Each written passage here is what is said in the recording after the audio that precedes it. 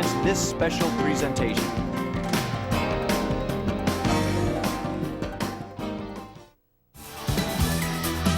TV Tacoma extends a huge thanks to our sponsors for making this coverage of touchdown time possible and for supporting the youth of our community.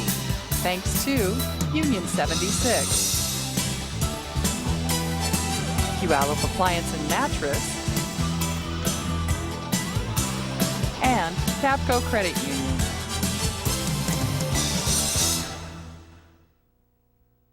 Hi everybody, greetings from the Tacoma Dome.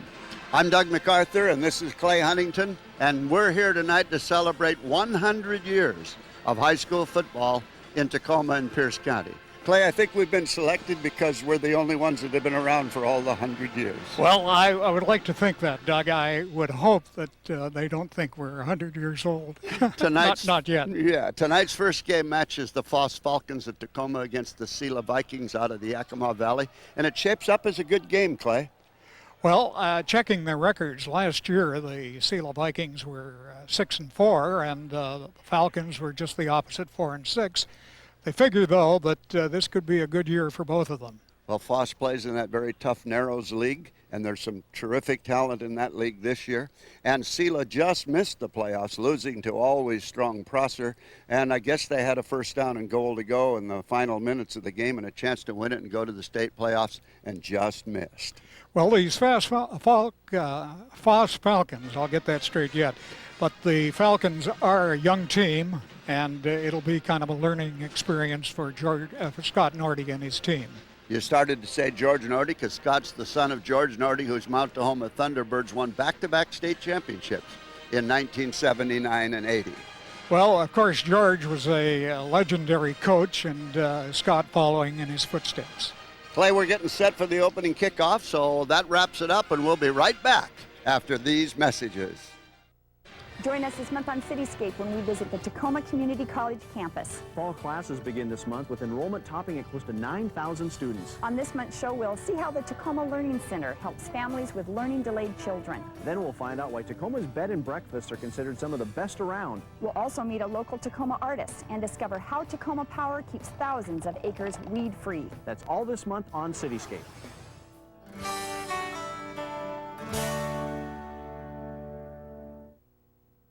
Avast ye mateys!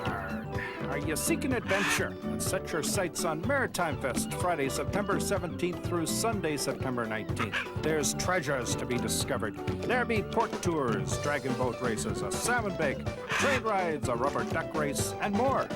Visit www.maritimefest.org or call 253-318-2210 for more information.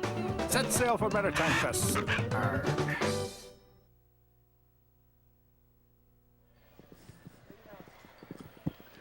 Well, Clay, these are the Foss Falcons who are going to be introduced first, and they've added a little high wire acts here. It's a huge celebration. Good afternoon. Ladies and gentlemen, welcome to the Tacoma Dome and Touchdown Time, a celebration of 100 years of high school football in Tacoma, Pierce County. Touchdown Time thanks to Puyallup Tribe and Emerald Queen Casino for its support of today's events. And a special thank you as well to Robert Larson Automotive Group of Tacoma, Fife, and Puyallup. They have provided you with the free parking for all of the games. This is our number one game at Touchdown Time. It features the Foss Falcons and the Selah Vikings. Selah is the home team, and they will wear the dark uniforms. And now, ladies and gentlemen, let's meet the players. The Henry Foss Falcons, their head coach is Scott Nordy. Their players, number 2, Kyrell Bond. Number 4, Luke Nedney. Number 5 is Nelson Miles. Number 7, Robert Edwards. Number 10, Demetrius Foltz. Number 14, Andrew Medina. 16, John Schrader. 18 is Charles Wade. 21 is Kyle Brown. 22, Harrison Marr. 23, Brian Duke. 25 is Larry Owens. 27, Sean Gross. 29, Nicholas Edwards. Number 30, Jonathan Burgos. 31 is Zach Golden. 33, Thaddeus Hodge. 34, Brian Wilkinson. 35 is Bryce Rochetti. 36, Zach Schwab. 37 is Jacob Howell. 39 is Michael Shepard. 40, Shannon Smith. 44, Corey Brown. 53, Christopher Peterson. 54, Kevin Keel. 56, J.T. O'Connor. 57, Martez Thompson. 58 is Dustin Wurgis. 59, Malcolm Williamson. 62 is Doug McAllister. 65, Sam Gruz. Number 70 is Eric Bertrand. 71 is Adrian Bravo. 72, Preston Jones. 74, Chris Kupser. 75 is Miguel Bravo. 77 is Isaac Van Mechelen. 79, Levi Reynolds. 82 is Von No. 83, Joseph Chapman. 85, Jeremy Torreya. 87 is William Terry. 88 is Matt Cherry. 91, Chase Carter. And 98, Evan Anderson, the Foss Falcon. And now let's meet the Selah Vikings. Their head coach is Jeff Jameson. Number 3, Bill Young. 5, Drew Noble. 9, Britton Goodwin. 10, Kyle Smeeback. 11 is Zach Mayer. 12, Nick Turner. 14, Richard Brooks. 18, Eddie Jenkins. 20 is Bryce Hodgson. 24, Brett Brown. 28, Mike Blanchard. 30, Jeremy Frank. 32, Cody Smeeback. 33, Mike Surratt. Number 40, Jake Zutenhorst. 41, R.J. Lee. 42, Rowan Ringer. 44, Eric Davis. 51, Eric Lyon. 54, Tanner Malloy. 55, Ben Taylor. 56, Mike Douglas. 57 is Matt Graham. 58, John Scoggin. 59 is Nick Wolpat. 60, Chase Powell. 62, Travis West. 63, Tom Rainey. 65 is Lalo Alacron. 66, Andy Wangler. 68, Brian Kiger. 76 is Brady Linden. 80, Dutman Schmidt. 81, Blaine Hewitt. 82, Zach Frederick. 83, Cody Skimpton. 84, Nick Pendleton. 85 is Matt Pokerchak. 86, John All. 87, Jake Ehlers. 88, Cameron Eaton. Ladies and gentlemen, the Selah Vikings. And now, ladies and gentlemen, if we can all please rise, and we will have the playing of our national anthem. We'll give our players a chance. Turn and face the flag, and we'll have the playing of the national anthem played by the Foss Falcon Pep Band under the direction of Mr. Rick Burns.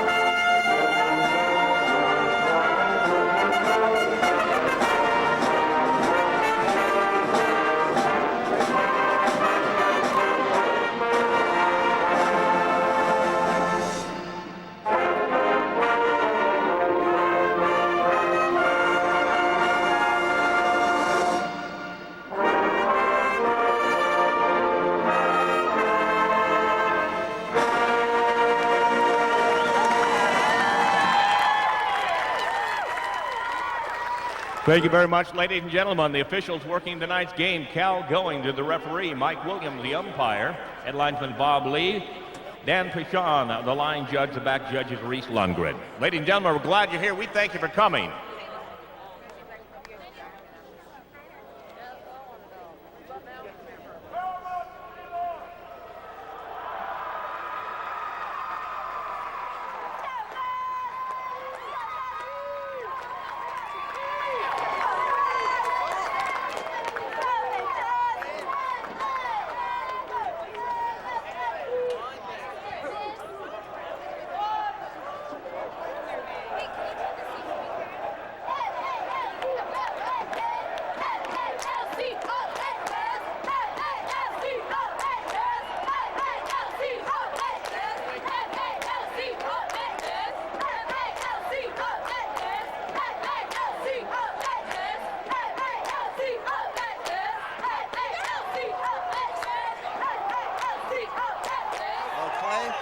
They had all the pomp and circumstances of a state championship game to precede the opening game of touchdown time here in Tacoma.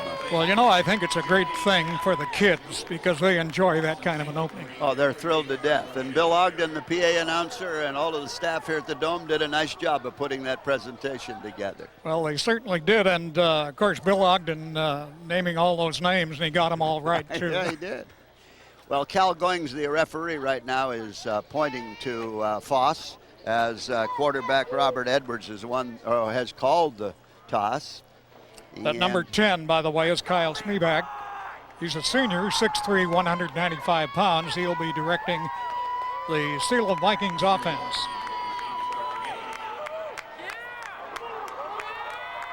Well, I guess it's ready to go time at touchdown time, Clay, as the officials say we're set to go. And there you see that officiating crew. Again, it includes Mike Williams as the umpire with Cal Goings, the referee. Bob Lee, the head linesman. Dan Pashon, the line judge. And Reese Lundgren, the back judge. Well, Cal Goings, of course, is a Pierce County councilman and a fine official in his own right. Selah wearing the dark jerseys. Ironically, they're the home team from over in the Yakima Valley. When these teams were selected, it was interesting that the games originally scheduled in Yakima were changed with the courtesy of the Yakima teams because they wanted the thrill of playing in the Dome. Clay, this is the first time that a regular season high school game's been played in the Dome since 1989. So it's a big thrill for these kids. And the state championships, of course, will be played here in December. Andrew Medina will be kicking off for the Foss Falcons. Deep on the kick return for Selah. Eddie Jenkins, number 18, standing on his 3-yard line, flanked by Drew Noble. And here's the kickoff as we're underway on this initial game for 204. This is Jenkins finding a little running room to the outside and finally cut down at the 35-yard line. So it'll be the Selah Vikings 1st and 10 at the 35. Eddie Jenkins, Clay, is a substitute actually tonight for Ricky Powery, who is ill at home in Yakima. He was the starter last week.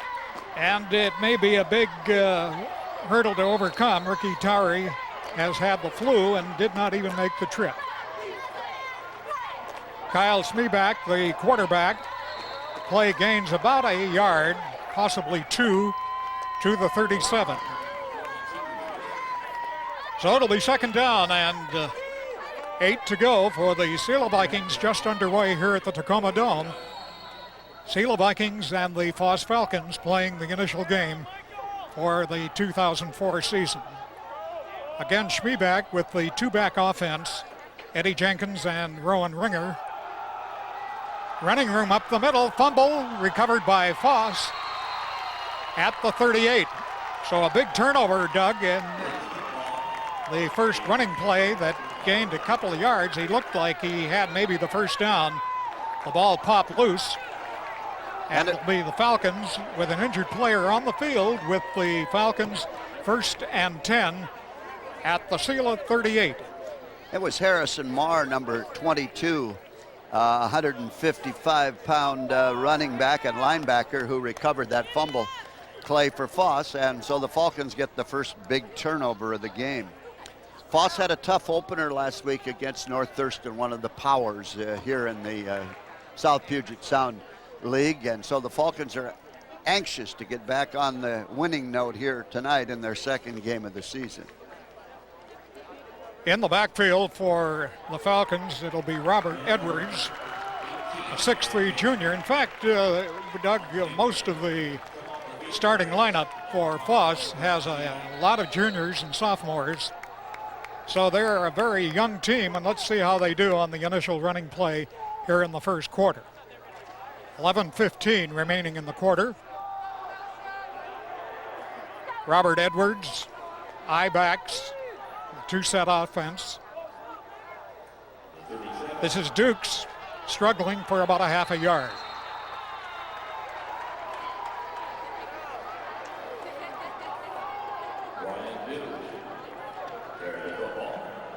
So in all intents and purposes, it'll be a 2nd and 10. The ball at the 38-yard line of Selah's Foss Falcons. Their second running play here in the first quarter. Duke started the last 5 games last year, Clay, so he brings a little bit of experience to that Foss backfield, but they're young. Again, it's Wilkinson along with Dukes in the backfield. The pitch to Dukes, running wide. Finds the corner, cuts it down inside the 25-yard line to the 24, and it'll be a first down for the Falcons on a good sweep to the right. Brian Dukes, 5'8", a little guy, a senior, 155 pounds, and he can scoot. We'll give him 14 yards on that scamper, and most importantly, a first down for the Falcons. Matt Sherry is the tight end. John Schrader goes wide to the right. Carol Bonds comes wide to the left.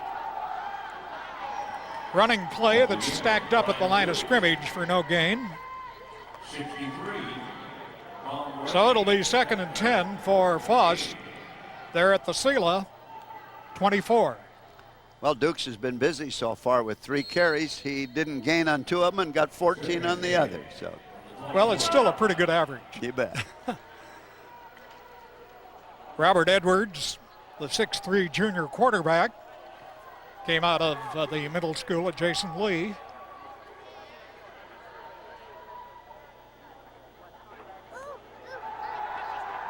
Edwards has the ball batted down, incomplete.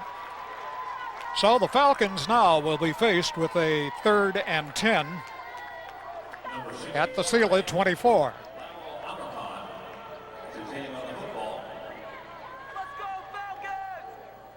John Schrader coming in, the 5'7" junior. He'll be one of the wideouts. Comes wide left. Wilkinson and Dukes stacked in the eye. The up back is Wilkinson.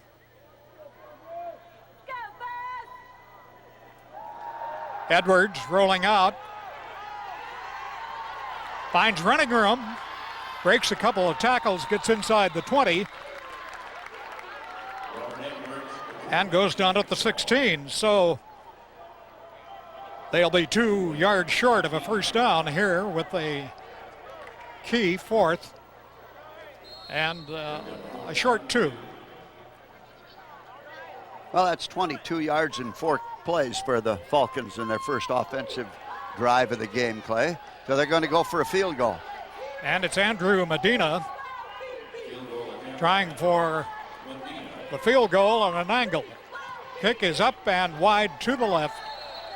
So that scoring drive thrust stopped by the Selah Vikings after they fumbled and gave Foss a great opportunity. But there is a penalty on the play. They're waving from the Selah sideline to decline that penalty, Clay, so that's what we've got coming up there. So it'll be Selah putting the ball in play at the 20 with a first down.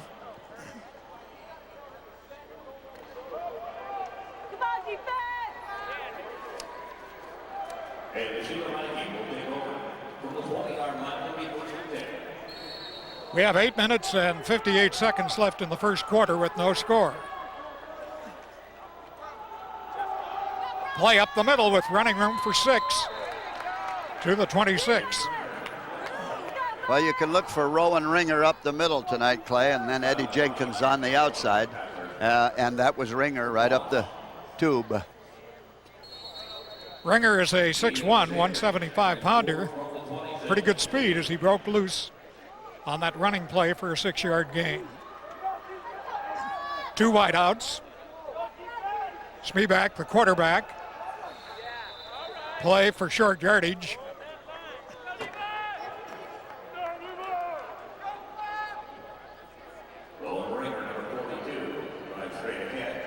And Ringer's carried 3 times now for 11 yards as they're trying to establish that inside game, and we'll look for him to open it up a little bit later.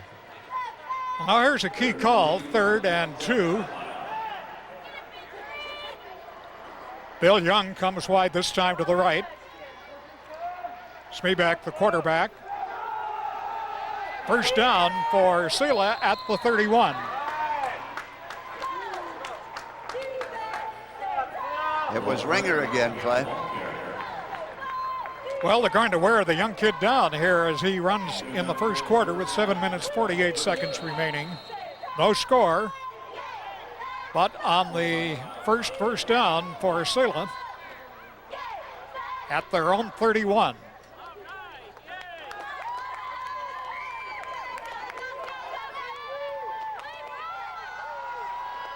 Cutting back up the middle, going for about 6 yards.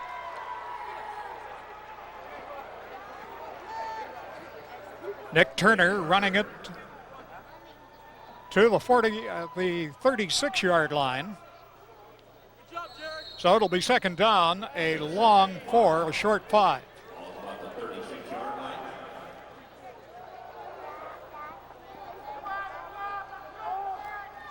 Again, the two-back offense.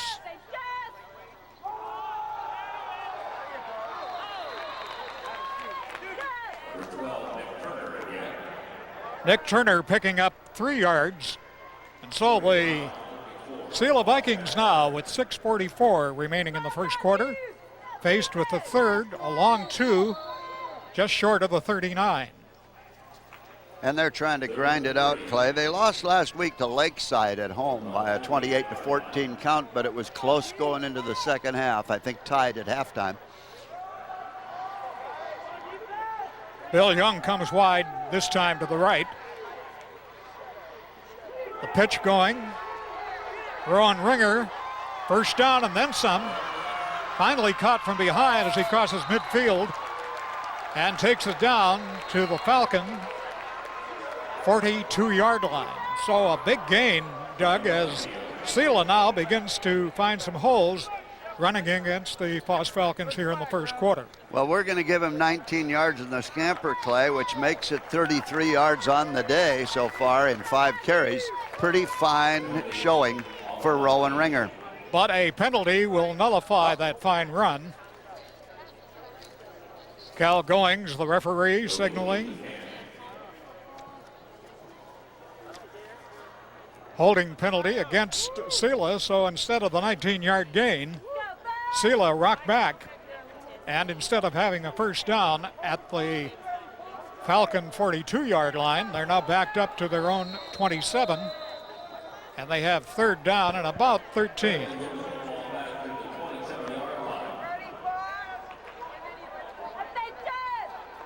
The artificial surface here at the Tacoma Dome, Clay, has been refurbished this year in time for football season. And we got 2 doubleheaders in a row and then the Bacon Bowl here on Saturday. So it'll be a busy weekend. Here's a screen that didn't gel.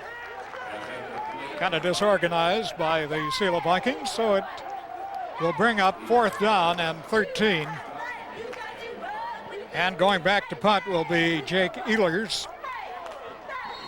The big kid will be booting on the punt from his own 15.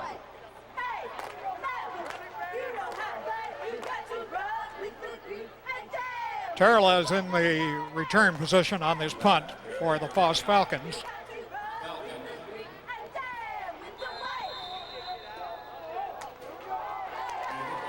So it's kicked out of bounds at the 38. And the Falcons will put it in play there with a first down at their own 38. No score with 6 minutes, 35 seconds remaining. Or is that 5 minutes? 5 minutes, 36 remaining in the first quarter. They don't make those numbers big enough for us old guys, Clay. And the eyesight isn't quite as good as it was many years ago. Speaking of 100 years of high school football, I guess between us we have put in that much, haven't we, over the years? I hate to think of it, Doug, but I think it even exceeds that. Fumble, it'll be recovered by Foss for a 6-yard loss.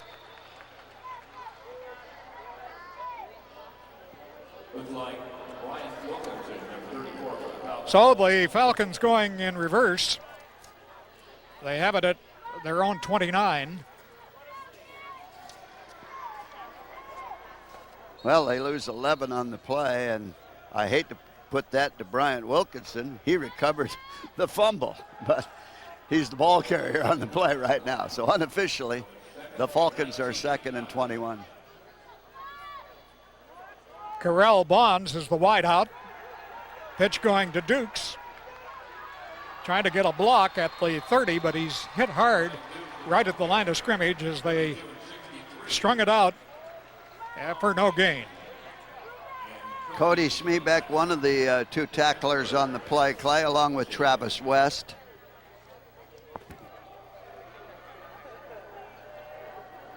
Incidentally, Doug, the coach, Jeff Jameson for Selah, went to Central Washington but didn't play football. Kind of unusual, but he's had pretty good success with the Vikings last year and this year. Again, the I 2-back set. This is Edwards, and he is hit at the 20-yard line, and they're really going in reverse, Doug. Yeah, and I knew he'd come up. Matt Pokrachek makes the tackle with a lot of help, Clay. Yeah, they swarmed on poor Robert Edwards. He had no chance. So at the 20-yard line, it'll be 4th down, about 29 yards. High snap. Kick away by Andrew Medina. Goes out of bounds near midfield. The officials now marking it inside the midfield stripe at the Falcon 46. I guess you'd call it 4th and long when the punt, which isn't a bad punt, gets you back to where it would be a 1st down. Well, actually, that kick was about good for about, I'm guessing, 29, 30 yards after a high snap. So here are the Selah Vikings now with a 1st down at the Foss 46.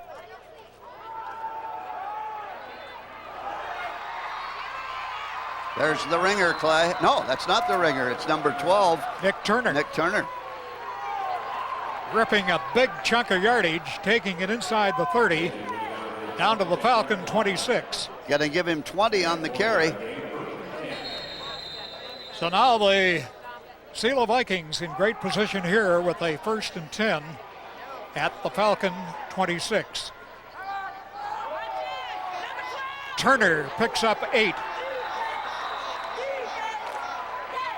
Right now, that Selah line is opening up some gaping holes, Clay. Rowan Ringer limping a little bit as he comes to the sideline along with Nick Turner. 37 yards and 4 carries for Kerner right now. So it'll be 2nd and a long 2, short 3 at the Falcon 18. Schmebeck, the quarterback, pitching wide. Ringer running, breaking a tackle at the 20 and takes it inside the 15. So a 1st down for the Selah Vikings in their running game. Certainly picked up here in the closing minutes of the 1st quarter. We have 2:25 remaining in the quarter and no score. Rowan Ringer with 20 yards and 5 carries, Clay, and that includes a 19-yarder that was called back. So now the ball on the Foss Falcon 13. 2 wideouts. Pokrachek wide to the left this time. Bill Young wide to the right. Cutting up the middle to about the 11. Well, that's Eddie Jenkins. They're mixing them up pretty well, Clay, with Ringer, Jenkins, and Turner alternating on the carries. Well, you know, Doug, with their best running back, Ricky Tyree, out with the flu and not even making the trip over here to the Tacoma Dome, the running game has excelled here in the 1st quarter. I think the credit goes up front because they're doing a fine job of blocking. Pass incomplete. Nearly picked off that time by Robert Edwards, who's the rival quarterback playing in the secondary now for Foss. Schmebeck trying to hit Pokrachek inside the 10, so it's back to just short of the 10-yard line. 3rd and about 7. Foss Falcons digging in, trying to defense the Selah Vikings here in the first quarter. Smeeback, the quarterback, has 2 wideouts.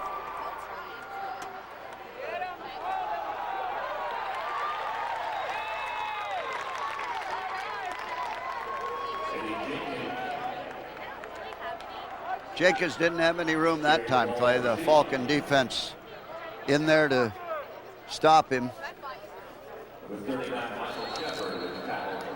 Well, it'll be a field goal attempt. Jake Zunhorst trying for the 30-yard field goal. Looks true, it is good. And the Selah Vikings take the lead here with 54 seconds remaining in the first quarter. Selah 3 and the Falcons nothing. Well, Jake Zunhorst, a 6'4", 180-pound junior who's a receiver and a defensive back, shows plenty of leg as he kicks one to the restaurant here at the Tacoma Dome. You can view the football field from behind those goalposts and enjoy a dinner at the McKinley Grill while you're there. Scoring drive consisting of 7 plays and a 30-yard field goal to cap things off for Selah. So that was a 7-play drive, and the 30-yard field goal gives the Vikings a 3-0 lead. I think, Clay, this is the first game in the history of the two schools between each other. They're due for a home-and-home series, so next year they'll be over in Yakima area. And we've got just 54 seconds to go in the quarter as Selah strikes first at touchdown time Tacoma. Incidentally, Doug, certainly what you've done and your committee putting these games in the Tacoma Dome, and I know later on you've got a little bit of a commercial for a new rug. Yeah, we have. Although this looks pretty good. This is an old Kingdom carpet. Well, Clay, you know, you can't measure this one in years anymore because it's only used a half a dozen times a year. So the years don't seem to matter. But yeah, clearly if the state championships are going to stay here, why, a new carpet's in order, and we're working on it. Let's put it that way. A short kick taken by one of the upbacks to the Falcon 31. So now the Falcons go to work with 48 seconds remaining here in the first quarter. They are trailing 3-0. Well, Wilkinson, who's done quite a bit of the running and certainly the blocking for Foss, was the upback who returned that kick. So the Falcons, with 49 seconds to go in part one, now move from their own 31-yard line.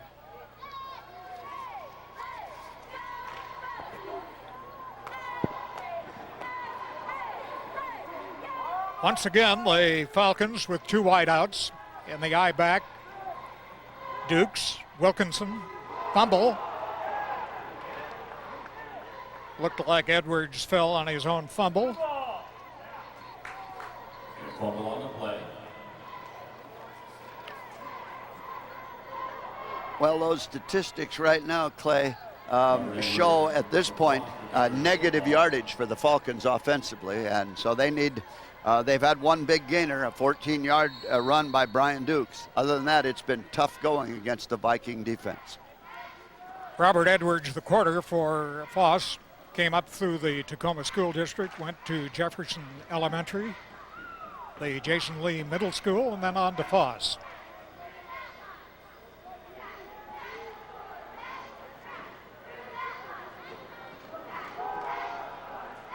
Going tough up the middle, diving for about a yard as the klaxon sounds the end of the first quarter. So at the end of the first quarter here at the Tacoma Dome, the Selah Vikings leading 3-0.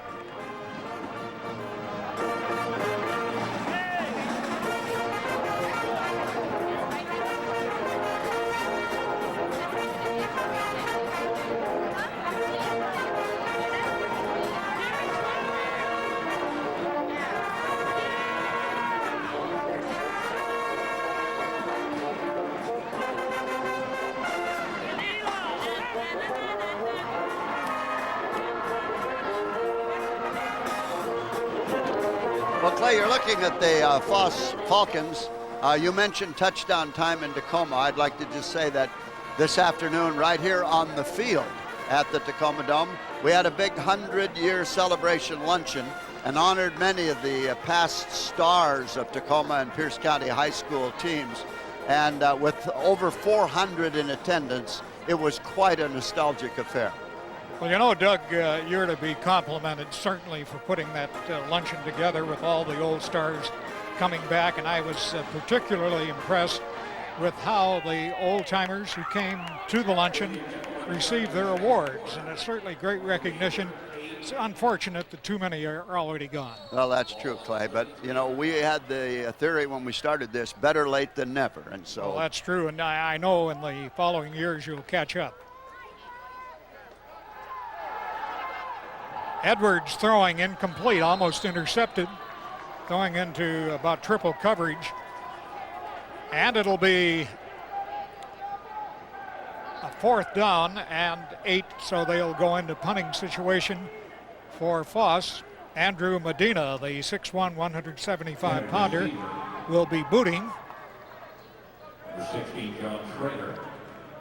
So far, Clay, it's been almost a passless game.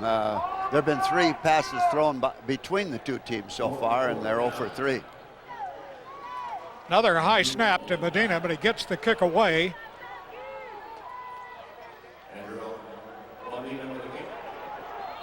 Ball down at the 31, so it'll be 1st and 10 for the Selah Vikings.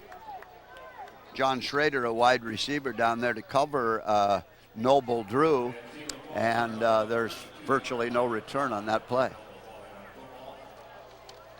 Going back to that luncheon, Clay, I think one of the 5 players from the 1939 state championship team, I think he had the line of the day. It was something like, we just found out today how much better we were than we thought, or that we are a lot better now than we were then, something along that line.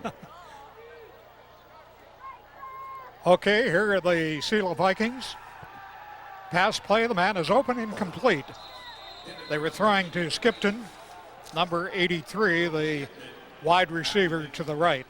Incidentally, Jack Justice was there. Good to see him from the Kapowsin Loggers of many, many years ago. Yeah, the 1940 Kapowsin Loggers, who had an unbeaten season, and you know, the new high school out in the Bethel district this year, Clay, that's going to be opening, I think next year, is the Kapowsin Graham High School.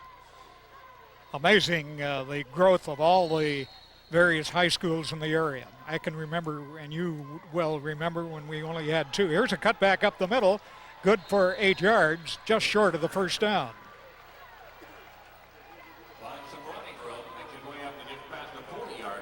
Turner again, Clay, he's had some good success. 9 more yards, so he's got 46 yards unofficially in 5 carries. Selah coach Jeff Jamerson was a little worried not having Ricky Towery, who's home with the flu, to run most of the offense, but they haven't missed a step here as Nick Turner, Rowan Ringer, Eddie Jenkins, all have picked up big yardage. Again, the passing game is almost absent from this contest. Here's a sneak up the middle trying for the 1st down. Quarterback, keeper, and a gain of a couple of yards, and I believe they have the 1st down. Well, that's the first time Kyle's carried the ball in the game, and he made it a productive carry, even though it was for short yardage. Clock running here in the 2nd quarter to play, with Selah leading it by a score of 3-0. 10 minutes, 41 seconds remaining in the 1st half. Unofficially, I've got Selah for 87 yards rushing here in the early part of the ball game. Jake Zutenhorst comes wide this time to the right as a wide receiver. Quarterback, Schmeeback, throwing, complete. Breaking a tackle, running it to the 40, still breaking another tackle at the 40, and finally fumbling at the 39, so it'll be just inside the Foss 39 and a 1st down for the Selah Vikings. And now their passing game begins to appear here after some good running success here in the 1st half. That was Jake Zutenhorst who alertly recovered that fumble by Nick Turner. And so the drive keeps going here at the Foss 40. Eddie Jenkins comes in for Selah.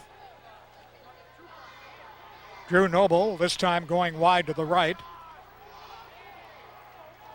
Smeeback, the quarterback, rolling out, looking downfield. He has a man there. It's complete at the 31.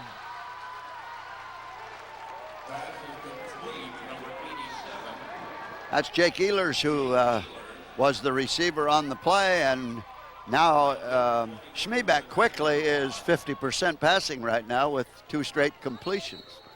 You know, mentioning a moment ago, Doug, there was no passing game, and all of a sudden has come into reality here in the second quarter. 8 minutes, 20 seconds remaining in the first half, and the Selah Vikings on the march. Movement in the line, so it'll cost Selah 5 yards. They're identifying those kids in college this year, Clay, but we're not going to do it to them in high school. So movement in the line will suffice. A little bit too eager, and a 5-yard penalty will push Selah back to the 36. Instead of having a yard or two short of a first down, now they're faced with second down and a long 5, a short 6. You know, this early in the season, though, that's the second penalty, I guess, but they've really operated efficiently. Ooh. What looked to be an easy interception by Foss, as they had coverage on the intended receiver. It's incomplete. Now the Selah Vikings faced with third and call it 4 at the 36. The man who had it in his hands was the rival quarterback, Robert Edwards. He hasn't completed the passes yet in the game in 2 tries, but he came close to picking that one off. Fine young man, Robert Edwards. Talked to him the other day at one of the Foss practices, and just an outstanding young man. Smeeback back, screen. Pokenchuk, or no, let's see, that's Jake Zutenhorst. Yeah. Either name, it's tough to pronounce. They could have Smith and Jones with those 2 receivers, couldn't they? But they don't. Talking to Bill Ogden, I said, why don't they have these easy names like Jones, Smith? Well, we have to put up with this. But a play that carried down to the 32-yard line. It'll be 4th and 2, and they're going to go for the first down. Again, 2 wide receivers for Selah. Smeeback back to throw. He has a receiver, but it's over his head. Almost picked off by John Schrader. And John's a wide receiver offensively, and I'm sure he's upset that he couldn't hang on to that one defensively. Well, you know, it's a young team for the Foss Falcons. A lot of them go both ways. That pass not thrown too accurately, and so the Foss Falcons have taken over. Foss, 1st and 10 at his own 32 in the second quarter. 8 minutes and 8 seconds remaining in the first half. Selah leading it by a score of 3-0.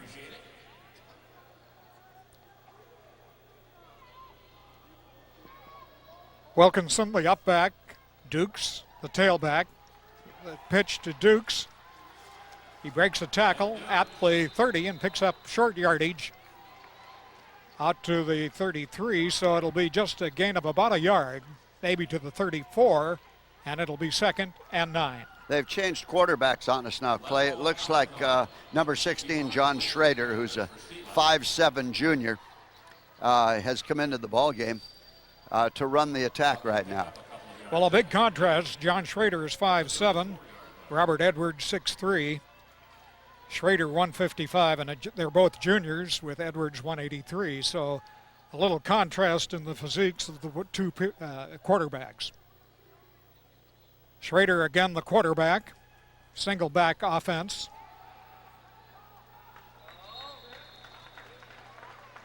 Straight ahead to about the 37. So it was Brian Wilkinson picking up short yardage. It'll be 3rd and 6. The 37-yard line was 3rd and 5 for the Foss Falcons. Selah in the dark uniforms, blue and gold, and Foss in the white jerseys with green trim. Foss Falcons trying to generate a little offense here in the closing minutes of the first half. Again, Wilkinson, the up back in the two-back set. Here is Dukes, and he has the first down.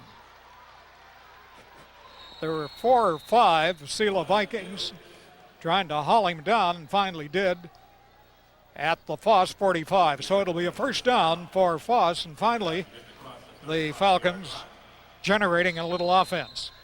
Well, all that tackling by several Selah players, and of course I got to pick out one to credit the tackle. So who do I pick out but number 85, and that's Matt Pokrachek. You know, I was talking with Bill Ogden prior to the game, and he had it about 3 different ways. And one of the assistant coaches said, just say poker check, and it doesn't look that way as it's spelled. Here is Dukes running wide to the left, has running room, finds a hole, turns the corner. He's going all the way for a Foss touchdown.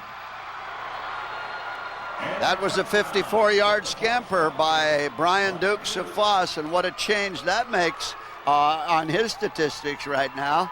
He's been held to no gain twice, and he's gone 14 and 54 on the other 2 carries, and this one was all the way. Well, his total offense here in the first quarter certainly will be improved by that long 54-yard run. So again, Andrew Medina will be trying for the extra point.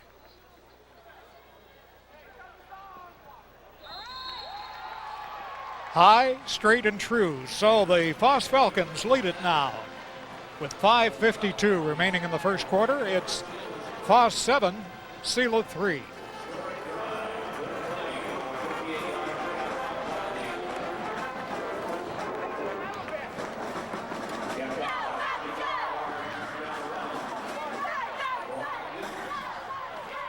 Another comment on the luncheon today, Doug. Rod Giske coming up from Centralia and Chehalis. Certainly a great WSU and Stadium High School footballer. And Rod looks pretty good. Yeah, I think he told me he's 82 years old, and he was an outstanding player for the Cougars and Stadium. He also helped John Heinrich coach up at UPS before he spent years at Chehalis High School and had a fine record down there. Yeah, he's a great guy, Rod Giske, and he played on that 1937 state championship team of the Stadium Tigers. And incidentally, over 2 seasons, John Heinrich's team there at Stadium won 15 straight games. Well, John certainly had a career of winning games, highly thought of and an icon in the coaching fraternity here in Tacoma. You know, we honored 12 coaches today, Clay, who've coached high schools in Tacoma, Pierce County, and those 12 all have over 100 wins. So it'll be Andrew Medina kicking off for the Foss Falcons as they've taken the lead now by 7-3 score in the second quarter. 5 minutes and 52 minutes remaining in the half. Medina's kick, straight and true, taken at the 6-yard line. Eddie Jenkins returning it out across the 25 to about the 27. So it'll be a first down for Selah at the 27-yard line, trailing now 7-3 here in the second quarter. For the most part, Selah has been hitting Foss on the ground, and they've controlled the clock and have been somewhat successful in gaining yardage in short chunks. But now they trail at 7-3 with 5:42 to go in the first half. Again, Smeeback has wide receivers right and left. Hands off, inside, cutting back to the 30, up to about the 32. A gain of about 4 yards. It'll be 2nd and 6. Well, Eddie Jenkins was tackled that time by Chris Kupser, who's a 5'10", 196-pound senior for the Falcons of Foss.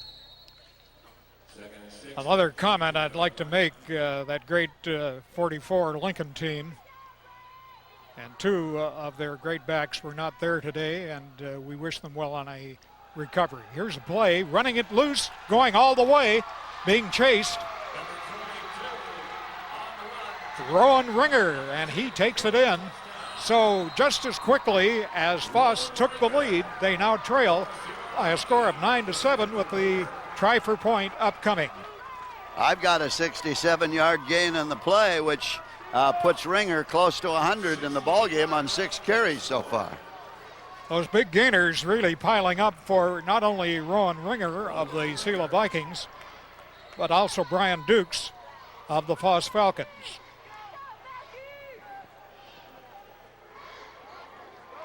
Sutton Horse trying the extra point. Looks true. It's good. And so we have a 10-7 ball game now as the Selah Vikings from Central Washington leading the Foss Falcons. So that lead, Doug, for the Falcons was short-lived. Well, they did a lot of testing each other out there for a quarter and a half, Clay. Now it looks like they've found the secret, and we've had 2 nice long runs, one on each side of the ball. So we could have a high-scoring game. Jake Zutenhorst certainly has the leg. I think he could probably kick from 30 or 40 yards out. We're going to see, I think. But clearly he does.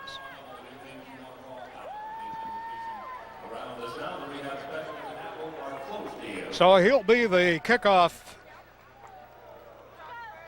man for the Selah Vikings here in the second quarter. Dropping back in kickoff return. Jeremy, now you'll have to help me with that pronunciation. Terrella. Yeah, I think he calls it Taraya. Taraya. Jeremy Taraya. Well, I wasn't even close. Well, that's okay. They call the wind Taraya, I think. I'll remember that next time. In fact, if he takes this kickoff return, and he will, at the 10-yard line, he's at the 20, 25, and he's out to the 28.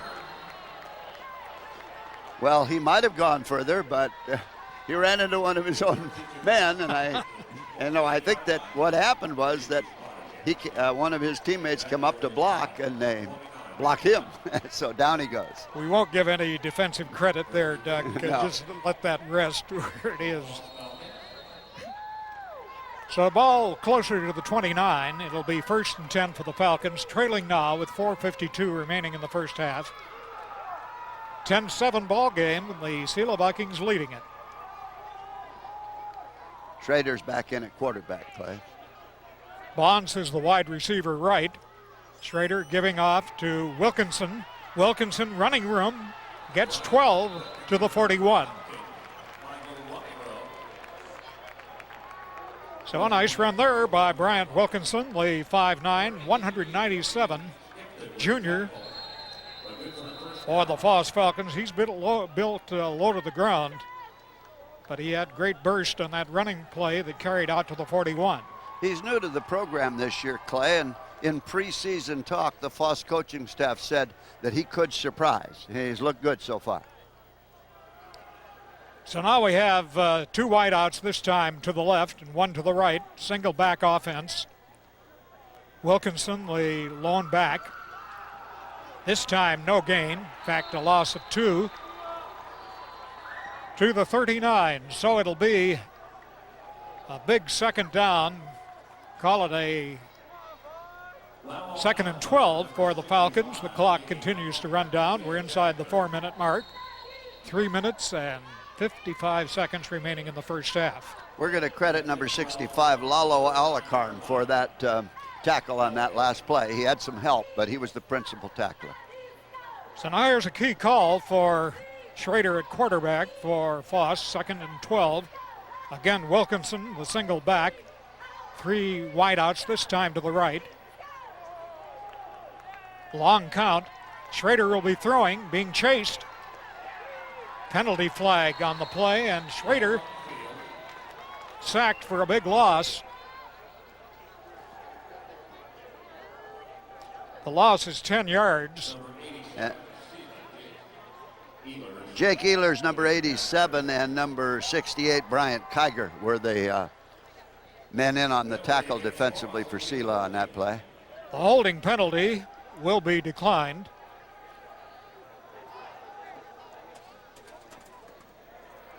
Cal Goings, the referee, signals that Selah has declined the penalty with an 11-yard or 10-yard loss. So now long yardage, 3rd down, and a bunch at the 29. They have to go to the Selah 49 for a 1st down. That Foss offense has really sputtered other than the 2 good gainers by Brian Dukes. And now Dukes, the tailback. Fumble. This is going to be disaster.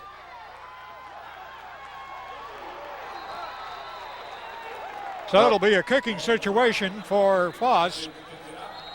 Although a pretty good recovery, Doug, by Brian Dukes. Yeah, Dukes turned a big loss into no gain at all, and that was a pretty good individual effort. So it'll be a kicking situation for Foss. Clock winding down inside 3 minutes, 2:51 remaining in the half. Unfortunately on that play, Clay, Brian Dukes has come up injured, I believe. He's down on the sideline there, in the near sideline. And the Foss trainers and coaches are out to have a look. They can ill afford to lose him based on what we've seen so far here in the first half.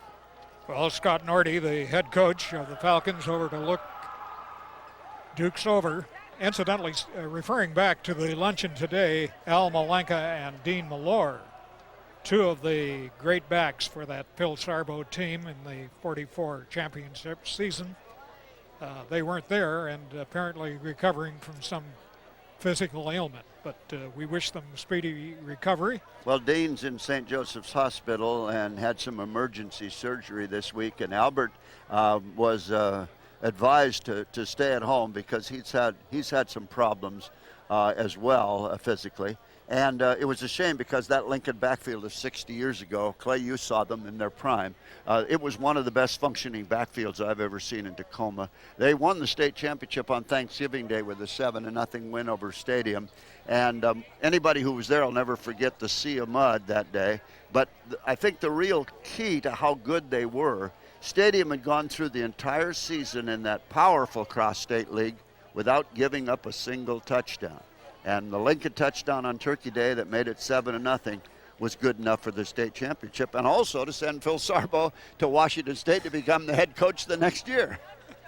You know, looking at that team and some of the people that were there, was it Weatherman that had the, he said it was a PLU jacket or sweater with a Lincoln big L. Is that right? But he could get into it, and that's something that most of those old-timers don't try to even put an arm in a sweater, let alone wear one. Well, that was a very telling moment, too. He brought Dick Pollan with him, who was the center on that 1944 Lincoln team. And Dick is currently at the Old Soldiers Home out in Ording, and I'm sure he won't mind me mentioning. He's had treatments every day at noon, and today he talked him in out there to giving him his treatment at 6 a.m. so that he could spend his noon with his fellow teammates of 60 years ago. Well, you know, I spoke to him briefly after the affair, and he was thrilled to death to be there, even though he was in a wheelchair, and certainly one of the great high school players in Lincoln history. Well, Mr. Dukes is on his feet. Let's hope the injury will not require him to leave the ball game. Scott Norty there talking with him along with the Foss Falcon trainer. He's flexing that left knee, Clay, so. It doesn't look too good. He's being helped off by a couple of the Falcon trainers. Well, we have 2:51 left in the first half. Selah leads Foss 10-7. This is the first of 4 games in the Tacoma Dome in 2 nights. Upcoming later today, 8 o'clock game, in fact, the 5 Trojans host Evergreen High out of Burien, and that figures to be a very close game. Evergreen's the high school that spawned Jack Thompson, the throwing Samoan, who went to Washington State and then later played with Cincinnati, one of the great state high school football stars of all time in our state. And then Friday night, there's a doubleheader of games starting at 5 o'clock.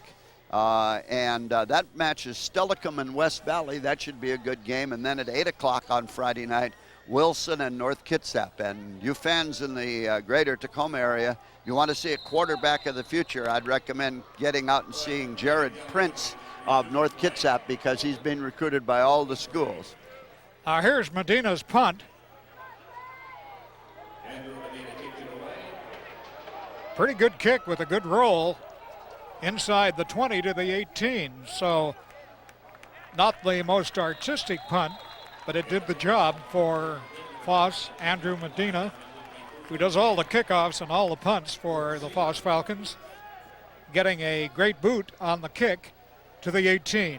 Most effective part of that kick, Clay, is that he punted away from Bill Young of Selah. And if you get that ball angling right on the AstroTurf, why, it'll take a bounce in your favor, and that's what happened, and Young just couldn't catch up with it. So here we're in the final 3 minutes of the first half, with Selah leading the Foss Falcons 10-7. Smeeback, the quarterback, gain of a couple of yards. Going up the middle against Foss has been a little difficult, although they've broken a couple of big yards. Kyle Brown, number 21, was in on that stack for Henry Foss that time, Clay. So at about the 18, they gained inches, not feet, and certainly not yards. So it'll be 2nd and 10 for Selah with 2 wideouts. Handoff, cut back up the middle, going for about 5. Number 18 on the carry, Eddie Jenkins. So Eddie Jenkins picks up the 5-yarder. It'll be 3rd and a long 5, a short 6. He's carried 3 times for almost 7 yards a carry, Clay, and he gives you the feeling that Eddie has breakaway ability and could take a long one here anytime.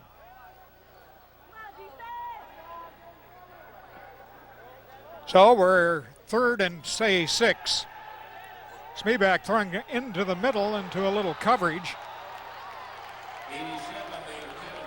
However, Jake Ehlers had his hands on it but couldn't hold on, so it's incomplete. It'll force Selah into a punting situation.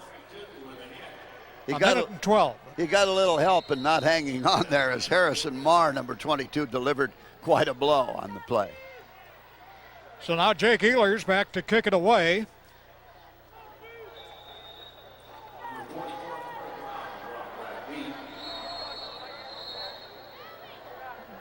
Now the officials calling for a stoppage of play. Timeout called by the Selah Vikings. And when the play is back in, it'll be 4th and 6. A minute 12 to go in the first half, with Selah leading it by a score of 10-7.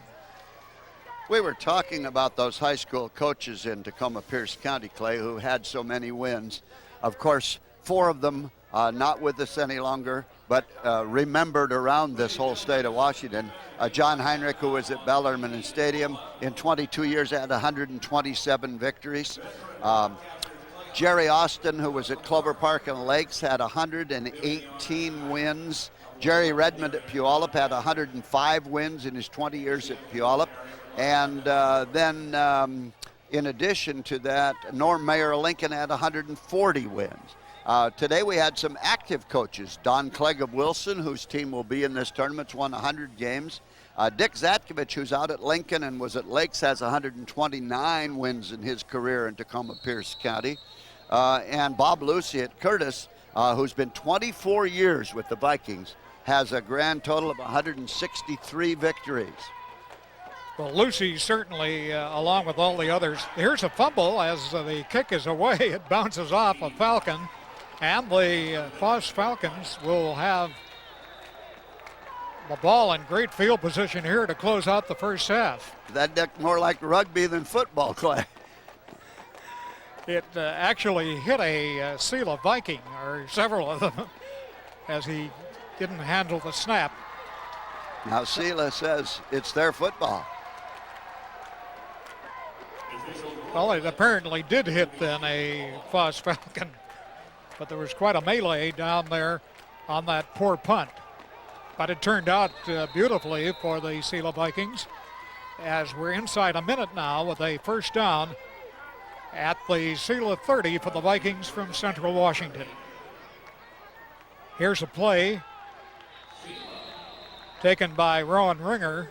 Not too much yardage, sliding off tackle to about the 32. So he picks up 2 yards, and it'll be 2nd and 8. 89 yards and 7 carries now for Ringer.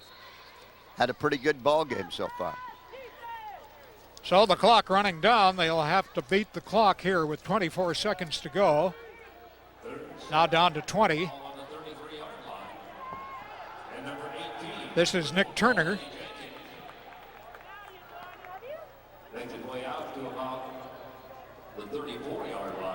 So it'll be, that'll be probably the end of the first half with only 4 seconds. Time is called. So they stop the clock, and now it runs out.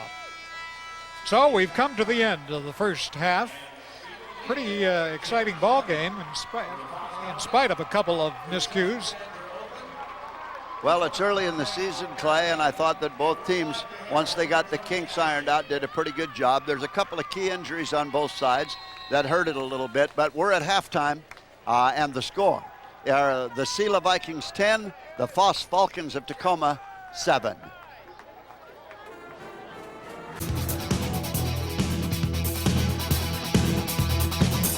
Our halftime guests are from the Tacoma Athletic Commission, one of the groups that founded the Touchdown Time event, and a group that has been an organization that has been front and center in sports in the Tacoma Pierce County community for years. Tony Anderson is in his 3rd term as president of the TAC, and George Nordy is a 2-time past president of the organization. Gentlemen, welcome. Thank you. Thanks, George. Nice to be here. Tony, tell us a little bit about the TAC, how old it is, its inception. How about that? Okay, great, Doug. The Tacoma Athletic Commission is 61 years old, and it began in 1943. 4 of the gentlemen that were the big pushers behind the Tacoma Athletic Commission were Mayor Harry Kane at that time, Mr. Clay Huntington, who now owns KLAY Radio right here in our community, along with Mr. Jerry Guillen, who was the first real sportscaster here in our area, and then went on to own KTAC radio here in Tacoma, and then, of course, the legendary coach, Mr. John Heinrich. And so since then, we have been going to move in this organization and community to promote sports and civic betterment. And George, you've been a member of the organization for quite a few years. Tell us a little bit about its activities. Well, Doug, as Tony mentioned, we try and do things for sports and civic betterment. And probably let's take a look at civic betterment. The dome that we're playing in today was a TAC project. They were the movers and the shakers, the fundraisers that went out and obtained the funding and pushed the drive to get the voters to go for the dome. And at that time, as you recall, your theme was let's keep the kids out of the mud, because we didn't have the artificial fields that we have today, and both Lincoln and Stadium Bowl were sandboxes. Shucks, George, we didn't even have grass fields. Yeah. And in addition to that, some of our current functions are we have the Golden Gloves, which is one of our major fundraisers, and then each year through the Golden Gloves we send young boxers down to Las Vegas to compete down there in the regionals down there. We have brought outside boxing at times here, amateur boxing, it's all amateur. And we have our Athlete of the Month program, which is another favorite of ours, where each month we bring in outstanding kids from each of the high schools in town to honor them for their athletic and their academic endeavors. Tony, you've had some pretty prestigious athletes who have been Athlete of the Year for the TAC as well, is that right? That's correct, Doug. We've had some wonderful athletes such as John Kitna. We have had Megan Raines. Megan Raines was also our annual award winner here a few years ago. This year we had some great athletes as well. What's good about this Athlete of the Year program is some scholarship money comes along with the award. We're able to help our student athletes in their years to come, and that makes it a lot of fun, because that's what the TAC is all about, is promoting these young student athletes and helping them with their futures. Okay, you've taken the lead in the community in sports for 60-some years. Now, we've heard word about a new Allied Sports Council. Is the TAC part of that? How does that work? Yes, Doug, we've come together to, all of the sports groups here in our community have come together to form one group to work more closely together. The TAC is the oldest organization, so therefore we've kind of taken the lead in this endeavor, but we have many other organizations such as the Tacoma Pierce County Sports Commission, the Old Jocks Group, the Nifty 50s Group. We have a lot of different organizations, the Sister City Baseball Exchange program that's been in this community for the last 18 years. We have the Bob McGinnis Memorial Committee and a few others as well. So we're working hard not only with this event to bring this new event to the community, but to continue to work together in the future, which will benefit all organizations. Sounds like you might be taking the cue from Allied Arts in Tacoma. It seems when they unified, arts really has taken off in our community and is now in a position of real strength, and that you're attempting to do something like that in the world of sports. Exactly, and that is a great model that they have put forth for us to follow, and that's what our goal is going to be. And one of the things that we're trying to achieve here with this touchdown time event, besides the recognition of teams in the past and in the future, is our drive for a new carpet in the Tacoma Dome. And I know that that's something very near and dear to George, because he's involved with our Gridiron Classic events, state championship events as well. Tell us about that, George, the new rug in the dome. Why is it necessary? How are you going to accomplish it? Who's behind it? Well, the existing rug that we have now is a used rug to begin with. The Tacoma Dome people purchased that from the Seahawks when they were in the Kingdome, and they replaced the rug there.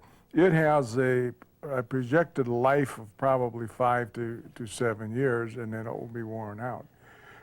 And that's with only a few games each year, right? That's with just a few games each year. Now this year we're looking at our 2 doubleheaders that we've got going right now. We're looking at the Bacon Bowl, which is on this coming Saturday, and then we have the semifinals for the state football, which is the weekend after Thanksgiving, and then the finals, which is the first weekend in December. Those are the only football events that we have that I know of at this time scheduled for the Dome. So it doesn't get much play. So outline the plan a little bit for a new rug. Well, we're talking right now to some of the pro ball players who have gone through the Tacoma Pierce County school system and who have played in our bowls here, and some of them have even played in the Tacoma Dome itself. Others are a little older and are prior to the Dome time, and we will be coming forth with an announcement of some of those guys who will become like co-chairman or multi-chairman to start a drive amongst all the pro football players that have come out of the state of Washington. And when you start making up the list, there's quite a few. We're going to ask them if through their foundations, through their charities, if they can help us out and donate some money to the cause. We will also go to the various foundations that we have in the state and apply for grants from them. And we want to have a grassroots drive so that we're going to let everybody have the opportunity to give us some money. I understand that football players who have been in the Dome, have played in the Dome, have a very special feeling toward that facility as far as the state championship and playing in the Dome. Have you had a great reception in touchdown time? Oh, we've had just a wonderful reception in touchdown time. Our tailgate luncheon was a huge success, and a lot of people attended and had a wonderful time. It just shows that if you put forth an event in this community, the people here will support it. It's very exciting. the dome and the renovations that we hope will be taking place in the future. We've had great response from people and businesses in the community for sponsorship, a couple of which are Tacoma Power and Click, who sponsored the tailgate luncheon.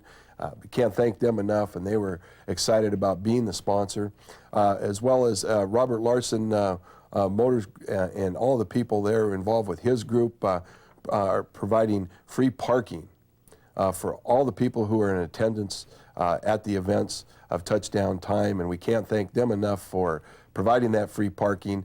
Makes it really an affordable event for our community. And then there's many others like Evergreen Excavation, Menotti Excavation, Great American RV, Pepsi, Tacoma Sports Commission, Union 76.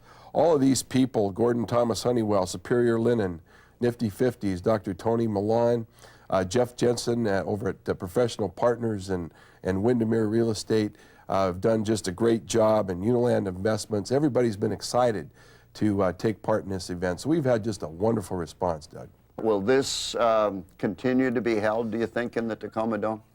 Yes, we hope to make this an annual affair. Each year, starting off the season with 4, 6, maybe football games to give the community a good look, kind of to replace, Doug, the grid go round, which the TAC instituted numerous years ago and which has gone by the wayside now because of scheduling. So we want to be able to reach out and bring schools in from throughout the Tacoma Pierce County area, give them the opportunity. And if this works out, we want to take a look to see that what the opportunity might be for us to come in during the middle of the season, the October sometime, middle of October, latter part of October, and follow up with another series of games and keep those kids playing in the domes. Well, from the standpoint of a fan, I can tell you the Tacoma Dome is a great venue to watch football. Not only is it comfortable, but it has terrific football sight lines. You're right up close, and the game has a real feel of excitement. Well, I played in the, my teams played in the King Dome, and we thought we had a pretty good crowd going up there, and they were lost.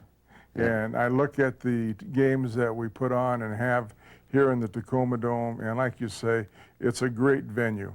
It's great not only from those of us who are now spectators and feel that way, but the Coaches Association.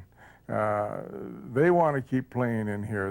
They love this place. Well, congratulations on staging the event. I'm certain that we're looking forward to another one, and we thank you very much for being our guests at halftime. And we'll be back with the second half action right after this. This is the City of Tacoma's 24-hour information channel, TV Tacoma. Watch us, watch Tacoma. Clay, it's been a real privilege working with you in the first half. I think that those people who don't know out there, we date back about 60 years ago when you broke me into the broadcast industry.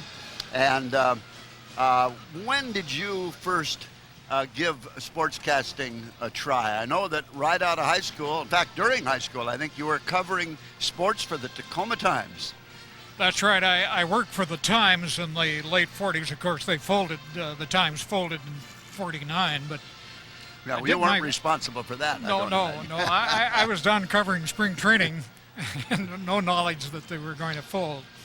But my first sportcast, Doug, was in 1941. And the two sponsors, Cream Crest Bread and Burt's Menswear, neither of those two are in business today. How many years did you do Tacoma baseball, Clay? Do you know? Oh, 5 years, I believe, yeah. 5 or 6. Yeah. Don't tell how you broke in that booth when I walked out on you. You did indeed. I'm keeping you here today. You're not walking out in the second half. You know, I told you, Doug, that I was going to leave you at halftime. Yeah, I know you did, and I didn't believe you. But you went to the KMO studios to recreate a hockey game, didn't you? That's right. Yeah, and left me with Stadium and Bremerton at halftime in the Fieldhouse. Many years ago. Yeah. As we head now to the second half kickoff, I want to just take a look at the halftime stats. Selah had 6 first downs and Foss 4. The Falcons rushed 17 times for 72 yards, while Selah dominated on the ground. In 20 carries, they gained 147 yards. Foss did not complete a pass, and Selah had 3 for 9 for 30 yards. Incidentally, Foss only attempted 2 passes in the first half. So Scott Nordy and his team are working on that ground game, and Selah has really functioned well with their ground attack. So the individual stats show Dukes of Foss with 54 yards on 7 carries. 78 yards on 7 carries with a long of 54 yards and a touchdown, while Ringer of Selah carried 7 times for 83 yards, and he scored the touchdown on a 68-yard run. Basically, the difference in the ball game, the field goal, of course, but both teams scored on a long scamper, 54 yards for Dukes, 68 yards for Ringer. Smeebeck was 3 for 9 in passing, and Robert Edwards was 0 for 2. I would look for Foss maybe to throw the football a little bit here in the second half, as you look at referee Cal Goings saying that Foss will receive the kickoff, and Robert Edwards in there as a captain, along with, Clay, it was number 79, and I got my hands full of stats here instead of numbers, so let's, oh yeah, there it is, okay. And that is Levi Reynolds, who is out there with him. So we're ready to go with part 2 of tonight's game, as Foss out of the Narrows League takes on Selah out of the Yakima Valley, and the game's still up for grabs, but Selah's got the edge in total yardage.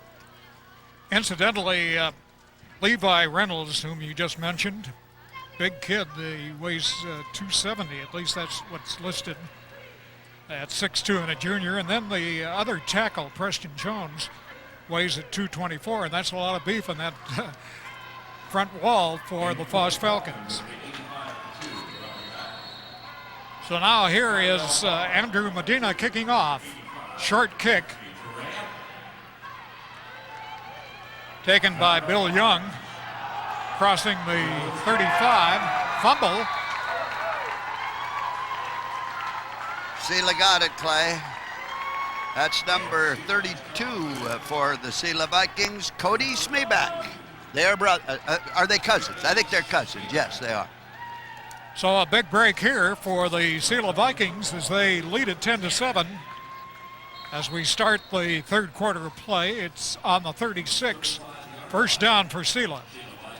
Bill Young this time is sent wide to the right for the Selah Vikings. 2 set back. Turner picking up a couple.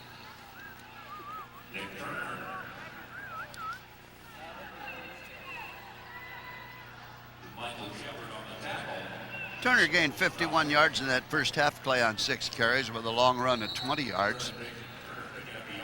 So it'll be 2nd and 8 for the Selah Vikings.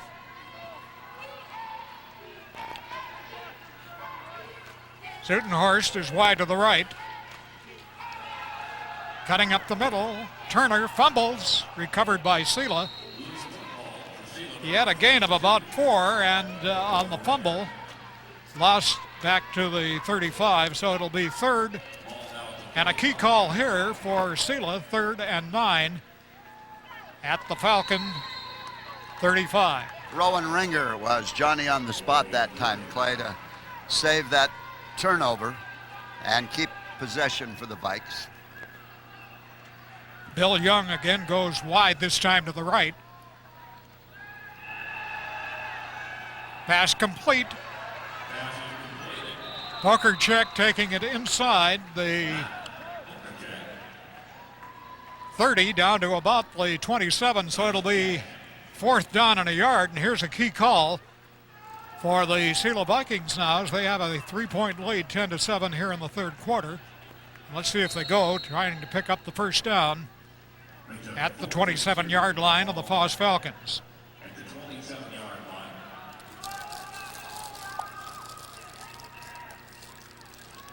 Fourth and 1 for Selah. Young wide right.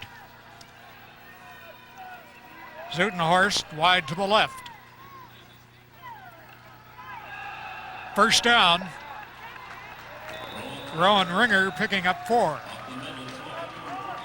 So the Selah Vikings now on the move with 8:54 remaining in the third quarter, leading it 10-7, and they have a first down at the 23 of the Foss Falcons. Ringer's approaching the 100-yard mark in rushing here tonight, and we're still early in the third quarter. Slot this time to the left.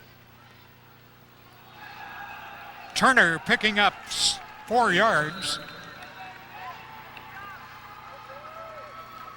Actually a little closer to 5 as he takes it inside the 20 to the 19.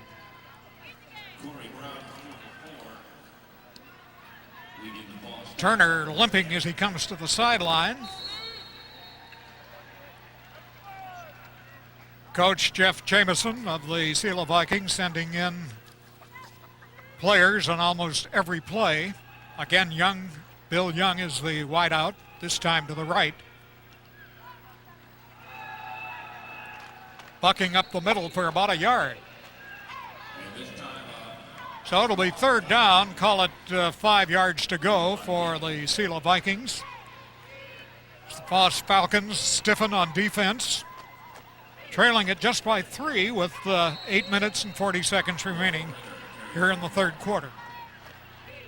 Well, you know, Clay, with Selah having Towery at home, Jenkins getting shaken up a little bit earlier, and now Turner, they've got some concerns at that position. Smeeback finding his receiver at the goal line, incomplete. Jenkins wide open, displayed good speed, pass just overthrown on the play. So on the incomplete pass, it'll be 4th and about 5 for Selah. Let's see if they go for the field goal here as Jake Ehlers tries the field goal from 37. Kicking from, now time has been called by Cal Goings, the referee. I don't know if we've got an injury or just an equipment repair for Foss, but they're ready to go. So here's Ehlers trying for a 37-yard field goal. The kick is up. Looks fairly good, but is wide left. He had the leg, but missed it on a try from the 27. So Foss Falcons take over, 8:15 to go in the third quarter, and they trail it 10-7. Incidentally, the official is doing a good job tonight, Doug. Referee, head man is a Pierce County Councilman, Cal Goings. He's got to be an old Puyallup or Rogers football player, too. I believe so. Yeah, I think so. When I say old, why, everything's relative, Clay. Well, for me, they're just kids. So Robert Edwards, the quarterback, now giving to his running back.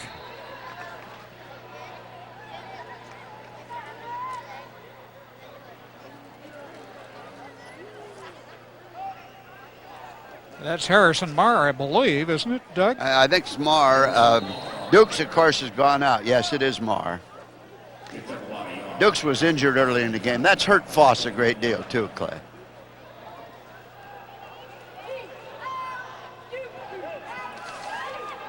So now it's second down and a long 9.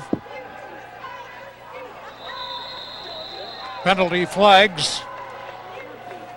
Wasn't too tough a call there. The ball was never snapped, and downfield linemen were ready to go. So it'll cost them 5 yards.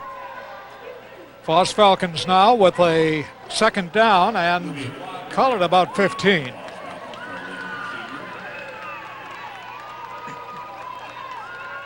Falcons would like to generate a little offense here. They're trailing only by 3. They led briefly, 7-3, and then fell behind 10-7. That's the way it stands now with 7 minutes and 25 seconds remaining, third quarter of play. Robert Edwards directing his team out of the I-back. 2-back set, 2 wide receivers. Pitch going to Marr. Marr cutting upfield. across the 20 up to the 21. Clay, I think Duke sneaked back in for us. He did. 23's Brian Dukes, and that's right. He's back in the game. And Marr was number 22, so it was misread, and Dukes read it correctly. Dukes is the 5'8", 155-pound senior. He can scoot, picking up 5, picking up what was lost on the penalty on the preceding play. Well, he's already had the one long run of the game for the Falcons for a touchdown, so that certainly makes them feel better about their chances to have their starter back in there. If he could break one here, and it's a key call, 3rd and 9.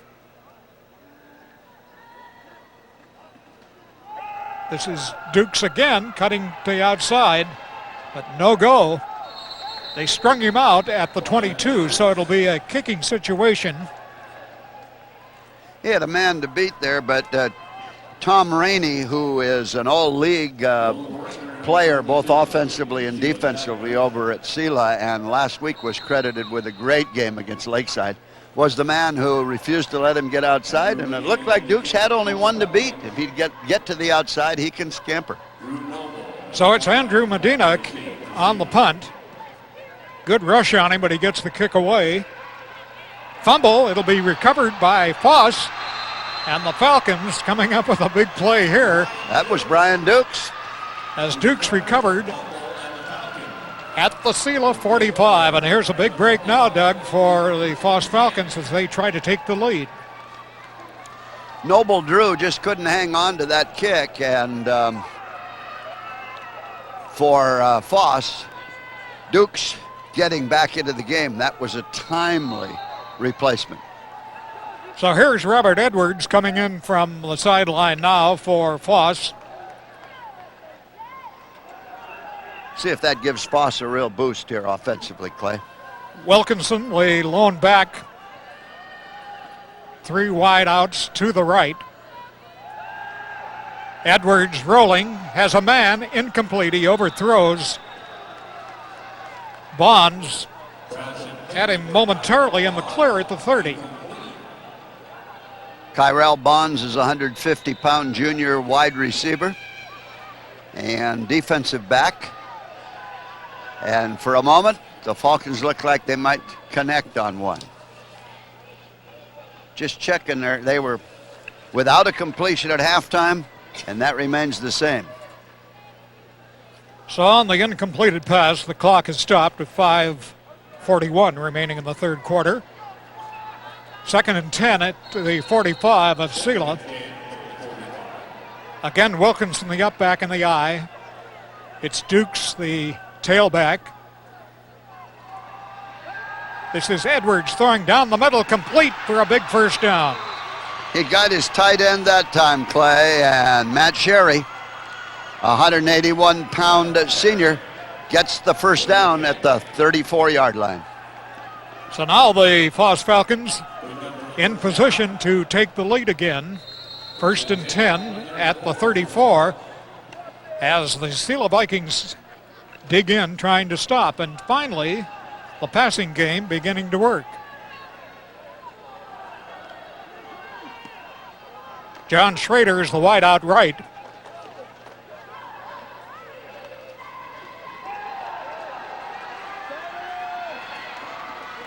Boy, good burst of speed by Brian Dukes as he picks up 7 yards.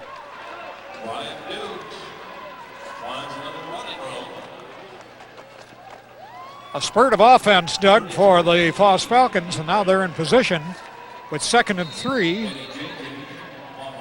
at the Selah 27. 85 yards now for Dukes in 8 carries, Clay. Pretty good ball game. Selah trying to stop this offense of the Falcons. Terrera, the wide this time left. Edwards, 3-step drop, rolling out, looking downfield, throwing down at the goal line, intercepted by Selah at the 6.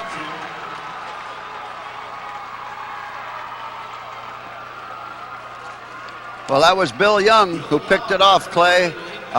It looked like the receiver was behind him, And Young rolling to his left, just didn't quite have enough on it to get it over the outstretched hands of the interceptor. So that time, Robert Edwards completed to the wrong man, and the Vikings stop the Falcon offense at the 7. It's first down and 10 for Selah. Smeeback, the quarterback, and now the referee signals a timeout. Looked to be that the Falcons were late in getting someone in to the defense. Smeeback, the quarterback. Here's a cutback to the 11-yard line, 4-yard gain. It'll be 2nd and 6.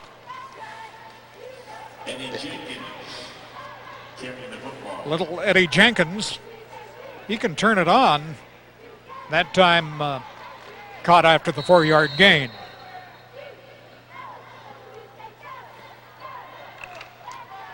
So the clock runs with 3:46 to go in the third quarter. 2 wideouts. Up the middle, big burst of speed and a first down. Roland Ringer finding running room. Takes it out to the 19, so it'll be a first down for Selah. In front, 10-7. That takes Ringer over the 100-yard mark rushing tonight, Clay. He's having things his own way up the middle. They're doing a nice job of blocking along that forward wall for Selah. Again, the Selah Vikings. Here is the quarterback rolling out, finding a receiver downfield. He's out in front. The pass complete. He's at the 20-yard line and finally hauled down at the 14. Bill Young with Brian Dukes aboard, and that's a huge gain for Selah. Bill Young had the 1-2-step advantage getting behind the Foss Falcon secondary, but he couldn't quite take it all the way. So at the 24-yard line, it'll be a first down for the Selah Vikings, now trying to break it open at least somewhat here in the third quarter. 10-7, Selah leading it. Well, that 56-yard pass play put Kyle Schmeebeck over the 100-yard mark passing for the Vikings. Roland Ringer up the middle and goes inside the 20. Takes it almost to the 17. So it'll be 2nd down and 3, Selah. I've got 111 yards for Ringer in the ball game. He's making hay up the middle. 2 wideouts, right and left. Smeeback, quick handoff, inside, going inside the 10, fumble. And let's see who recovered. It looked for a moment that Foss Falcons had it. Foss says they've got it, but I haven't seen the officials agree. So at the 11-yard line, the Selah Vikings recovered their own fumble. There have been numerous fumbles. Well, one thing, Clay, playing inside, they can't blame the weather tonight for that. There's been some crisp hitting, though. That's for sure. What a well-played ball game in spite of a lot of early season fumbles and a few mistakes. Smeeback at the 10.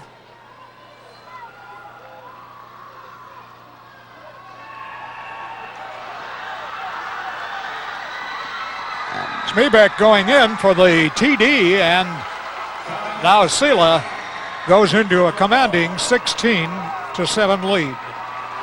That was a 13-yard gain by Smeeback. We had his receivers flooding the outside left, and he just tucked it under and ran. So they've gone 90 yards on that drive after intercepting a Foss bid for a touchdown.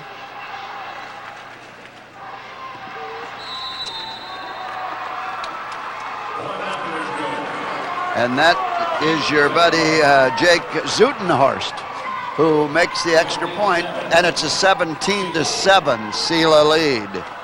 Well, you know, if they put the names in the back of the jerseys,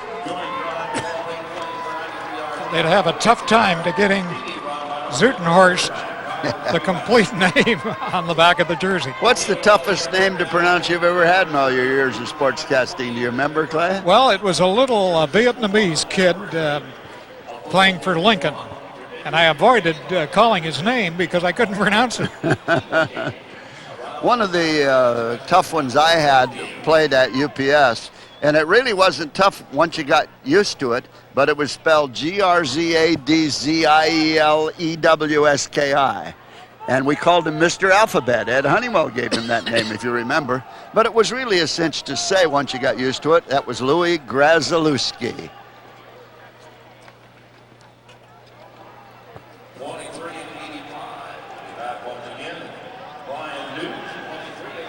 When you check on some of these pronunciations, I think you're the same as I do, Clay. I never like to say them without somebody else saying them to me, because once I say them wrong, that sticks with you. Here's that kickoff in and out of the end zone.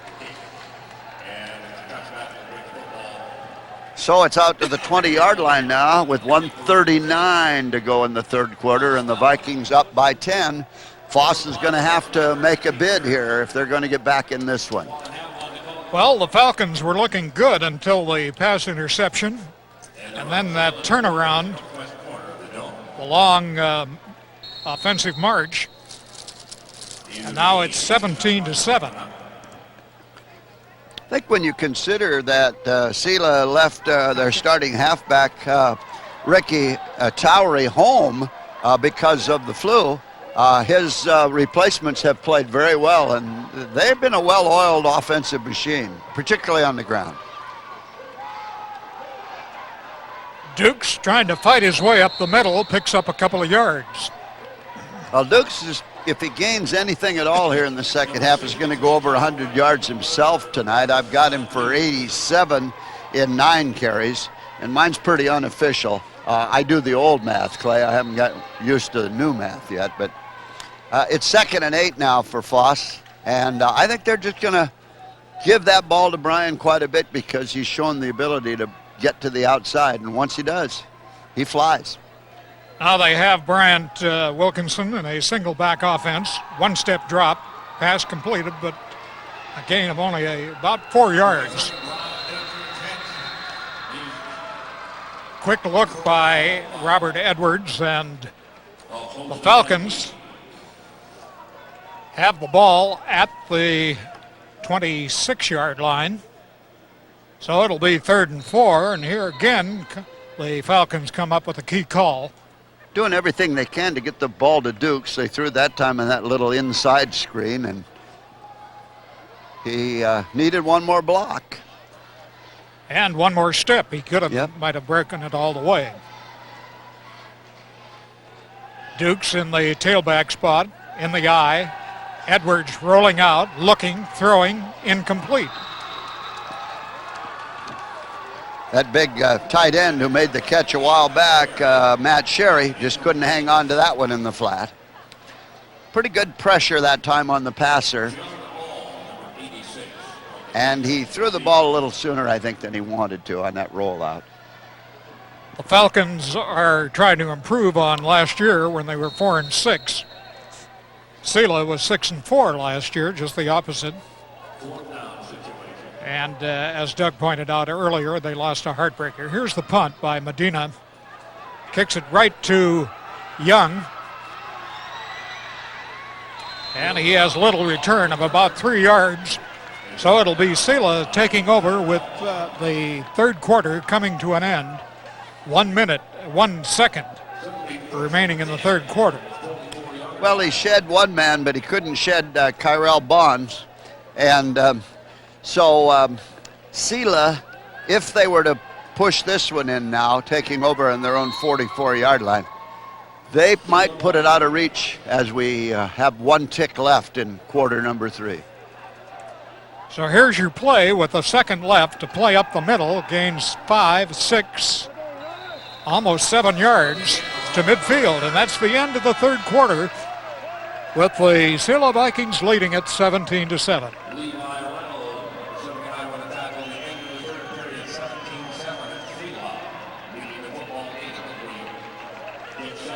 Selah will have it a 2nd and 4 at midfield. Well, there's no question that Selah's got a ringer in their backfield tonight, Clay. We've got about 7 yards on that carry, which brings Roland Ringer to 130 on the evening, 3/4 of the way through this game. A remarkable performance on the ground, particularly when you consider that most of his runs have been in heavy traffic, right up the middle. Well, you know, Doug, I know you're a great fan. You go to a lot of the Mariners games, and I go to practically every one. But Scott Norty, a cousin to Tom Norty's daughter, who married Scott Hatteberg of the Oakland A's. And I was talking to Tom Norty at the luncheon today, and he said Scott is having a great year. He hopes his nephew, Scott Norty, has as great a year. Well, Scott Hatteberg's one of my favorites. He was a Cougar, you know, and a good one. And I just felt all along that's somebody the Mariners should have picked up. Schmebeck giving it off for a first down for the Vikings. They pick up 4 yards. Well, that's Turner, and he has 60 yards now and 8 carries on the night. So the yardage piles up for several of these running backs for the Selah Vikings. Nick Turner carrying along with Roland Ringer and Eddie Jenkins. And on a first down for Selah at the Foss 45. We have 17-7 Selah lead, and they're trying to add on to that lead here in the final period. Slot this time left. Cutting back and picking up good yardage of 7 yards. Eddie Jenkins stopped at the 38. Clay, Jenkins and Turner have got about 85 yards between them here tonight, and to go with Ringer's 130 yards. So we've got a Selah offense that's been grinding out about 200 plus in simply whacking away at that Foss defense. Penalty flag dropped as it was 2nd and 3. Penalty will be against the Selah Vikings. Will cost them 5 yards. Instead of having it 2nd and 3, they'll now have it 2nd and 8. It was 268-pound Levi Reynolds who was right there to close that gap. Had the play been allowed to stand, he made the tackle. Only 2 big tackles, Preston Jones and Levi Reynolds. Hefty youngsters, 270 and 224. Do a good job for the young Vikings, or young Falcons, I should say. Pass, man there, incomplete. He had a receiver wide open. That was Eddie Jenkins, who certainly had great yardage, maybe not have had the touchdown, but he had great yardage had he been able to hang on to that football. Clay, I haven't seen Wilson High School yet. We'll see him tomorrow night against North Kitsap. But you speak about the 268-pound Foss tackle, and it's my understanding that Wilson's defensive line averages 268 pounds. So the Rams are huge. Schmebeck looking downfield, has his receiver incomplete. Throwing to Matt Pokerchek at the 30. He had the ball right in his hands but couldn't hold on. He kind of threw it a little behind him. Well, Schmebeck's looked good at quarterback. He's been in control of the ball game. He hasn't thrown a lot. That was his 10th throw of the evening.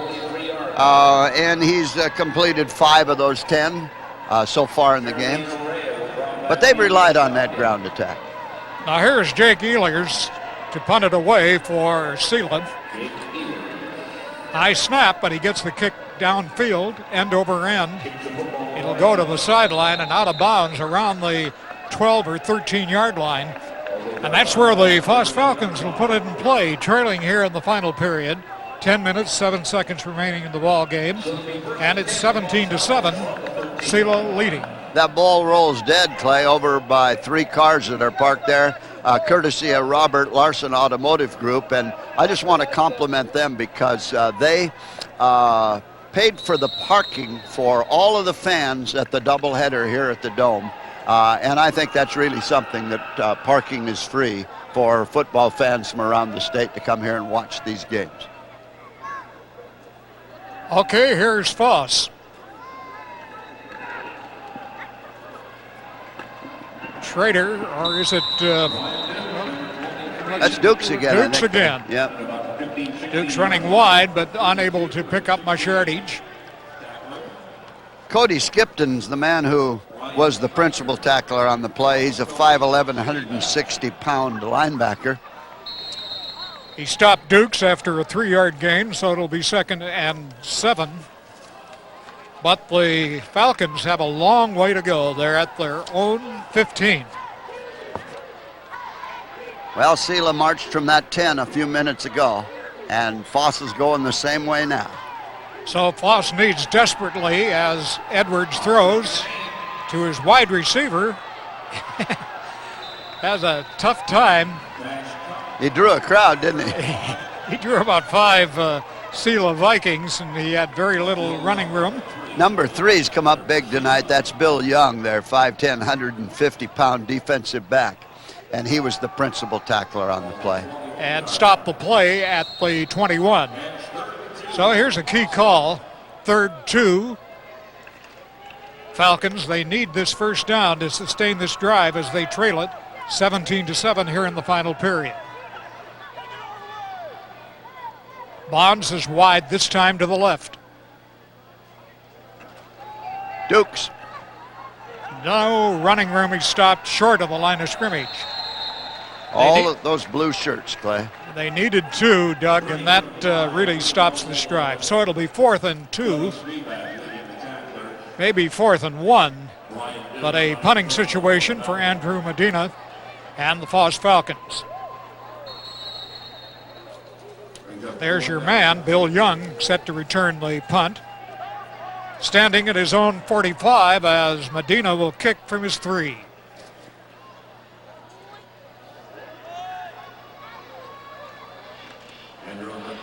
Plenty of time in the kick. Tries to angle away, but Young picks it off at midfield. Has running room down the sideline at the 30, 25, and he's out at the 22.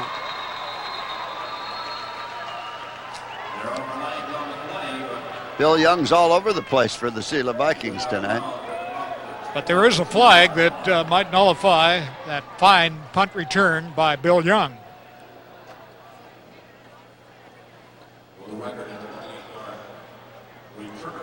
Clock shows 7:45 remaining in the ball game. Falcons desperately need possession. Clock now running against them.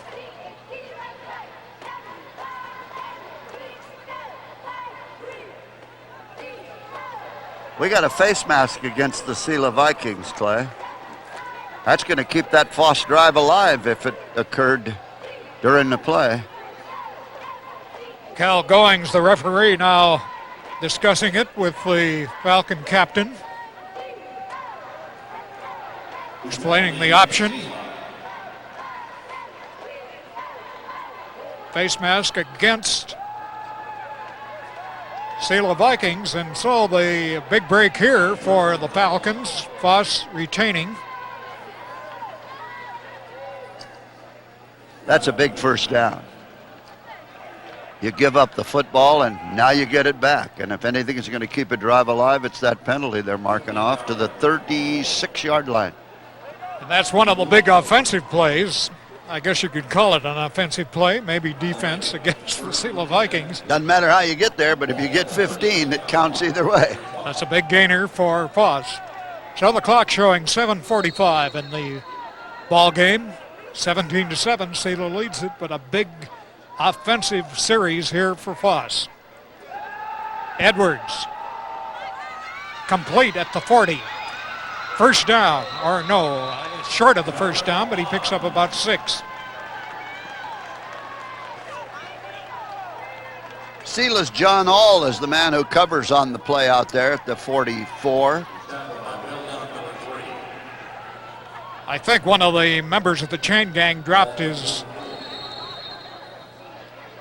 prop there, and I was looking at the other end of it thinking of a first down, but it was a gain of 7, and it'll be 2nd down and 3 for the Falcons. 7 minutes, 8 seconds remaining in the ball game. Selah out in front, 17-7. Edwards didn't complete a pass in the first half, but he's completed 2 here in the second half, and I look for Foss to go upstairs more. Got a little reverse coming. And a big fumble, but Foss recovers, but a big loss back to the 25. Duke's giving to the wide receiver who came around to take the handoff, but fumbled it.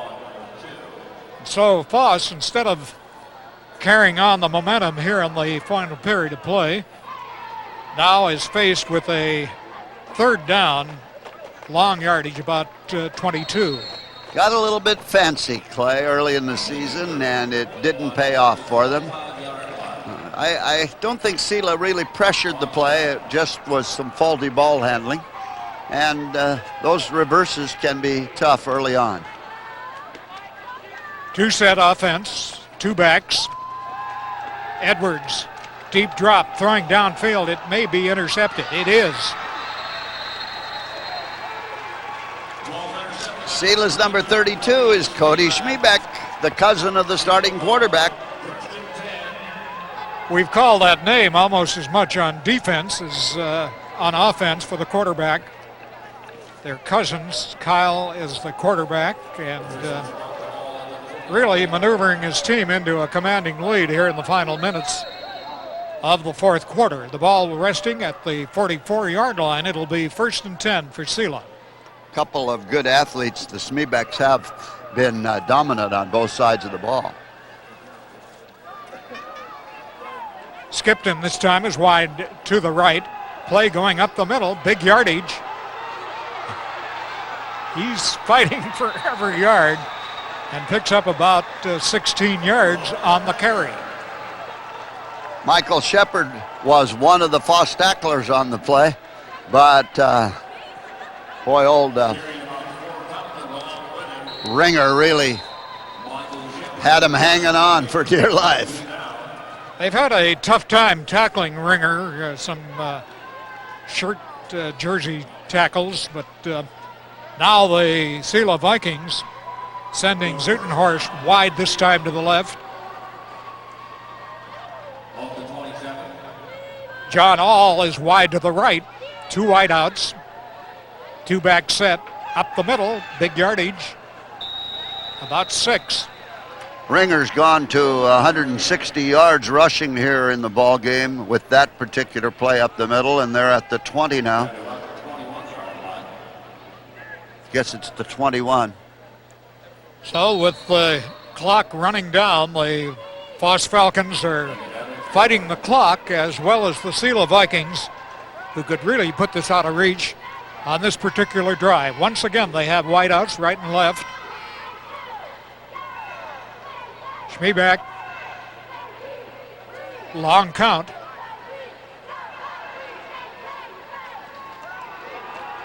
Same play, but this time he breaks loose and picks up yardage down to the 15. A 6-yard pickup after Dougie looked to be stopped behind the line of scrimmage. Well, he was stopped. They just didn't maintain their grasp, and the Falcons on the initial hit had him, and suddenly he was gone. So the timeout called now by Foss Falcons, stopping the clock momentarily with 4:28 remaining in the ball game. I think that was Dustin Wurgis who had him stopped, Clay. He's a 259-pounder at that right tackle position. Good second effort by Ringer. He's been impressive here tonight.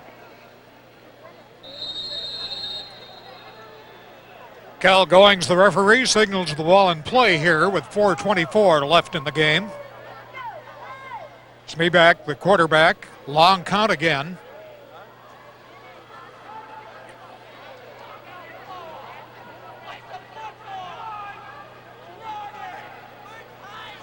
The count is eternal. Play on the running back, picks up 4 yards down to the 11, so it'll be 2nd down and 6. That's the 15th carry of the night for Ringer, so they've really relied on him to tighten that defense. Ringer has good size. He's 6'1", 175. And now the timeout is called. That stops the clock with 3:51 left here in the ball game, fourth quarter at the Tacoma Dome.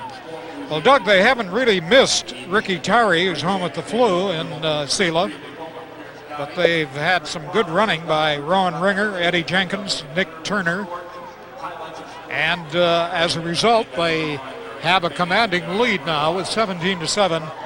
And the clock really against the Foss Falcons here in the final period. Selah's been a polished offensive machine here tonight.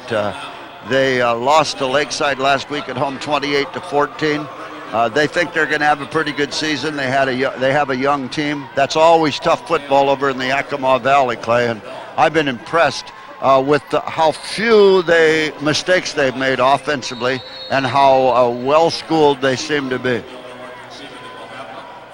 Okay, we have 3:51 left in the game. Smeeback, the quarterback, this time has two wideouts to the right. The Selah Vikings relentless in running the ball down inside the 10. Dustin Schmidt's now come in, and he's in the backfield wearing number 80. So Selah shows that they've got depth at that position because that's the third back they've used tonight, and the number one man is not here. So now they send two wideouts this time left. Two back set. Again, that long count.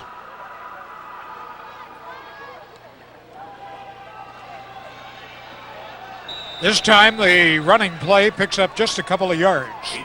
Adrian Bravo, 185-pound junior, makes that tackle for Foss. Incidentally, Doug, the backup quarterback, Britton Goodwin, talked to him prior to the game, and he said, be sure to mention my name correctly. He said it's most of the time mispronounced and even misspelled in the newspaper. So we will, Mr. Goodwin. Britton Goodwin, he hasn't seen any action, but he might hear in the final minutes of the final period. He's a 6'3", 200-pound junior. Yeah, he's very similar in size to Smeebeck, 6'3", 195.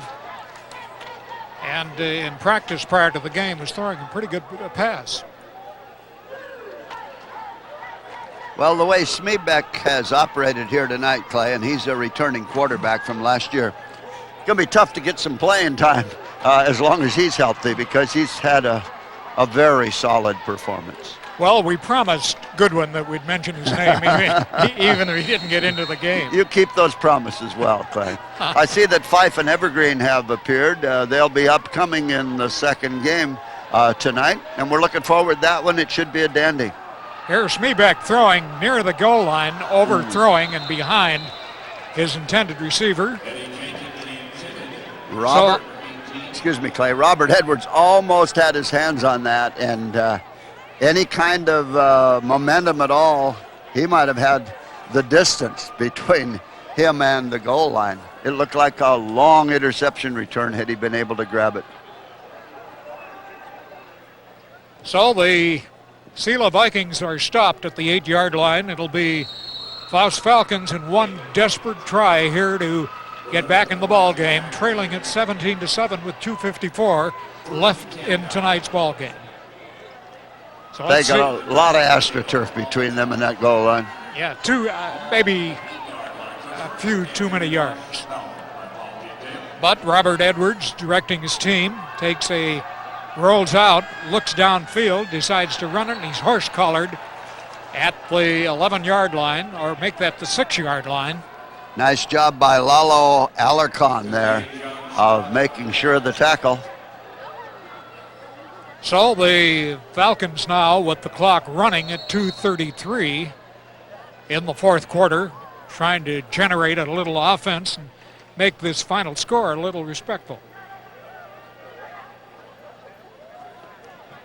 2:22 left in the game, Clay. In the old days when you were doing Tacoma Tiger games, you had a favorite phrase that would have fit there: the deuces prevail. And they sometimes did. Yeah. Okay, here's Edwards pitching. Dukes hit at the line of scrimmage and hit hard as the Selah Vikings converge on him at the 6-yard line for no gain. Selah's defensive line looking tough indeed on the play. That was Bryant Kiger who made that tackle. So we have 3rd and 11. Let's see what the Vikings have. Again, Edwards on a 3-step drop, throwing complete.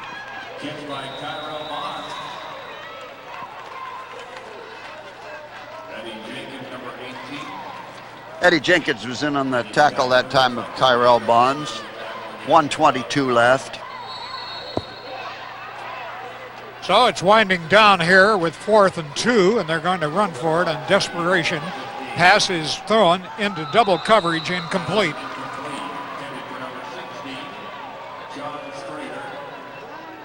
Pass intended for Schrader, but now the Selah Vikings will take over with 1:09 to go, and they have this game safely tucked away as they move their season to 1-1, having lost last week to Lakeside and now coming back against Foss. Time has been called, the ball at the 16-yard line. Selah has called for a timeout, and they have just a little over a minute to put this one away with a 17-7 lead, 1:09 to go in tonight's game. Last week, Foss failed to score against a very strong North Thurston team.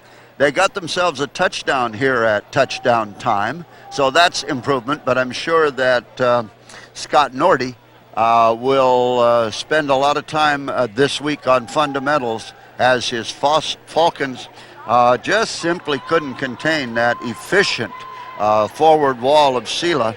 That ground game has produced well over 200 yards here tonight in rushing. John Hall is the wide out this time to the right. Sittenhorst wide left.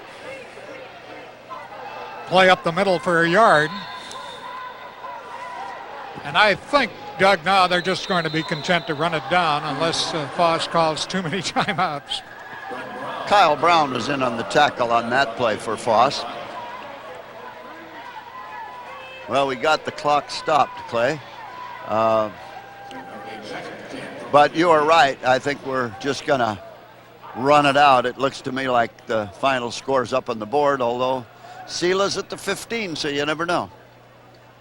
You wonder why the Falcons, and I use this word advisedly, prolong the agony here with 1:02 to go in the ball game, and they trail it 17-7. So there's no chance to win, but a chance to keep Selah off the scoreboard. Selah has come up with a field goal and 2 TDs to put their 17-7 lead in the win column. Upcoming, we've got Fife and Evergreen out of Burien, and that's going to be a big second game in the Dome tonight. So stick around for that one. There's your guy, Clay. He finally got in. Did a lot of running, but didn't make too much yardage. Britton Goodwin. Did we pronounce it right? That is correct. Okay. You know, I didn't have to mention his name that early. you knowing could have saved that. Knowing he would get in. Well, just 37 seconds left to go in the game. They're at the 13-yard line now, and unless something spectacular happens, why, we've got the final score on the board between Foss and Selah. This could be the final play with now 20 seconds left. Wideouts right and left, 2 set back. And that could be it.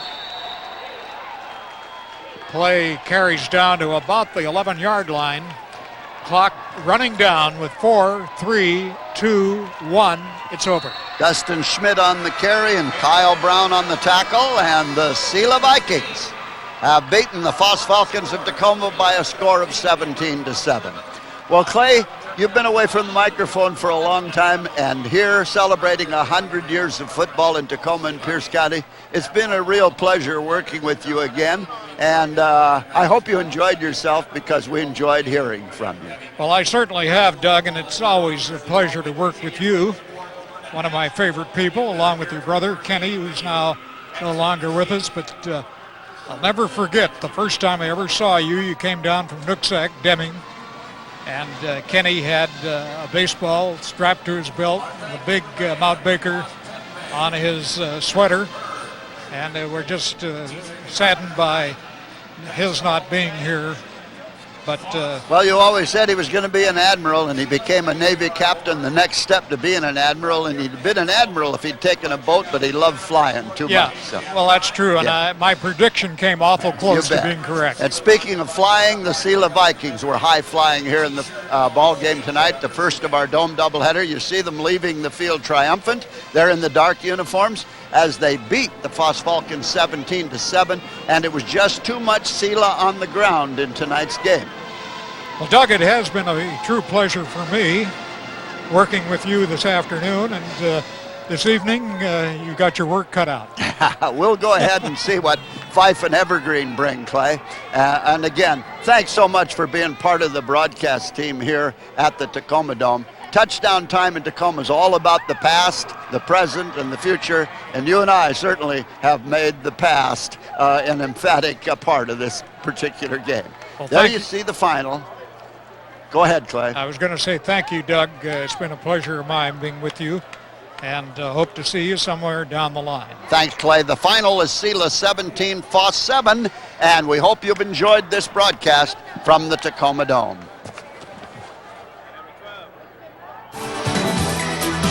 TV Tacoma extends a huge thanks to our sponsors for making this coverage of touchdown time possible and for supporting the youth of our community. Thanks to Union 76, Puyallup Appliance and Mattress, and Capco Credit Union.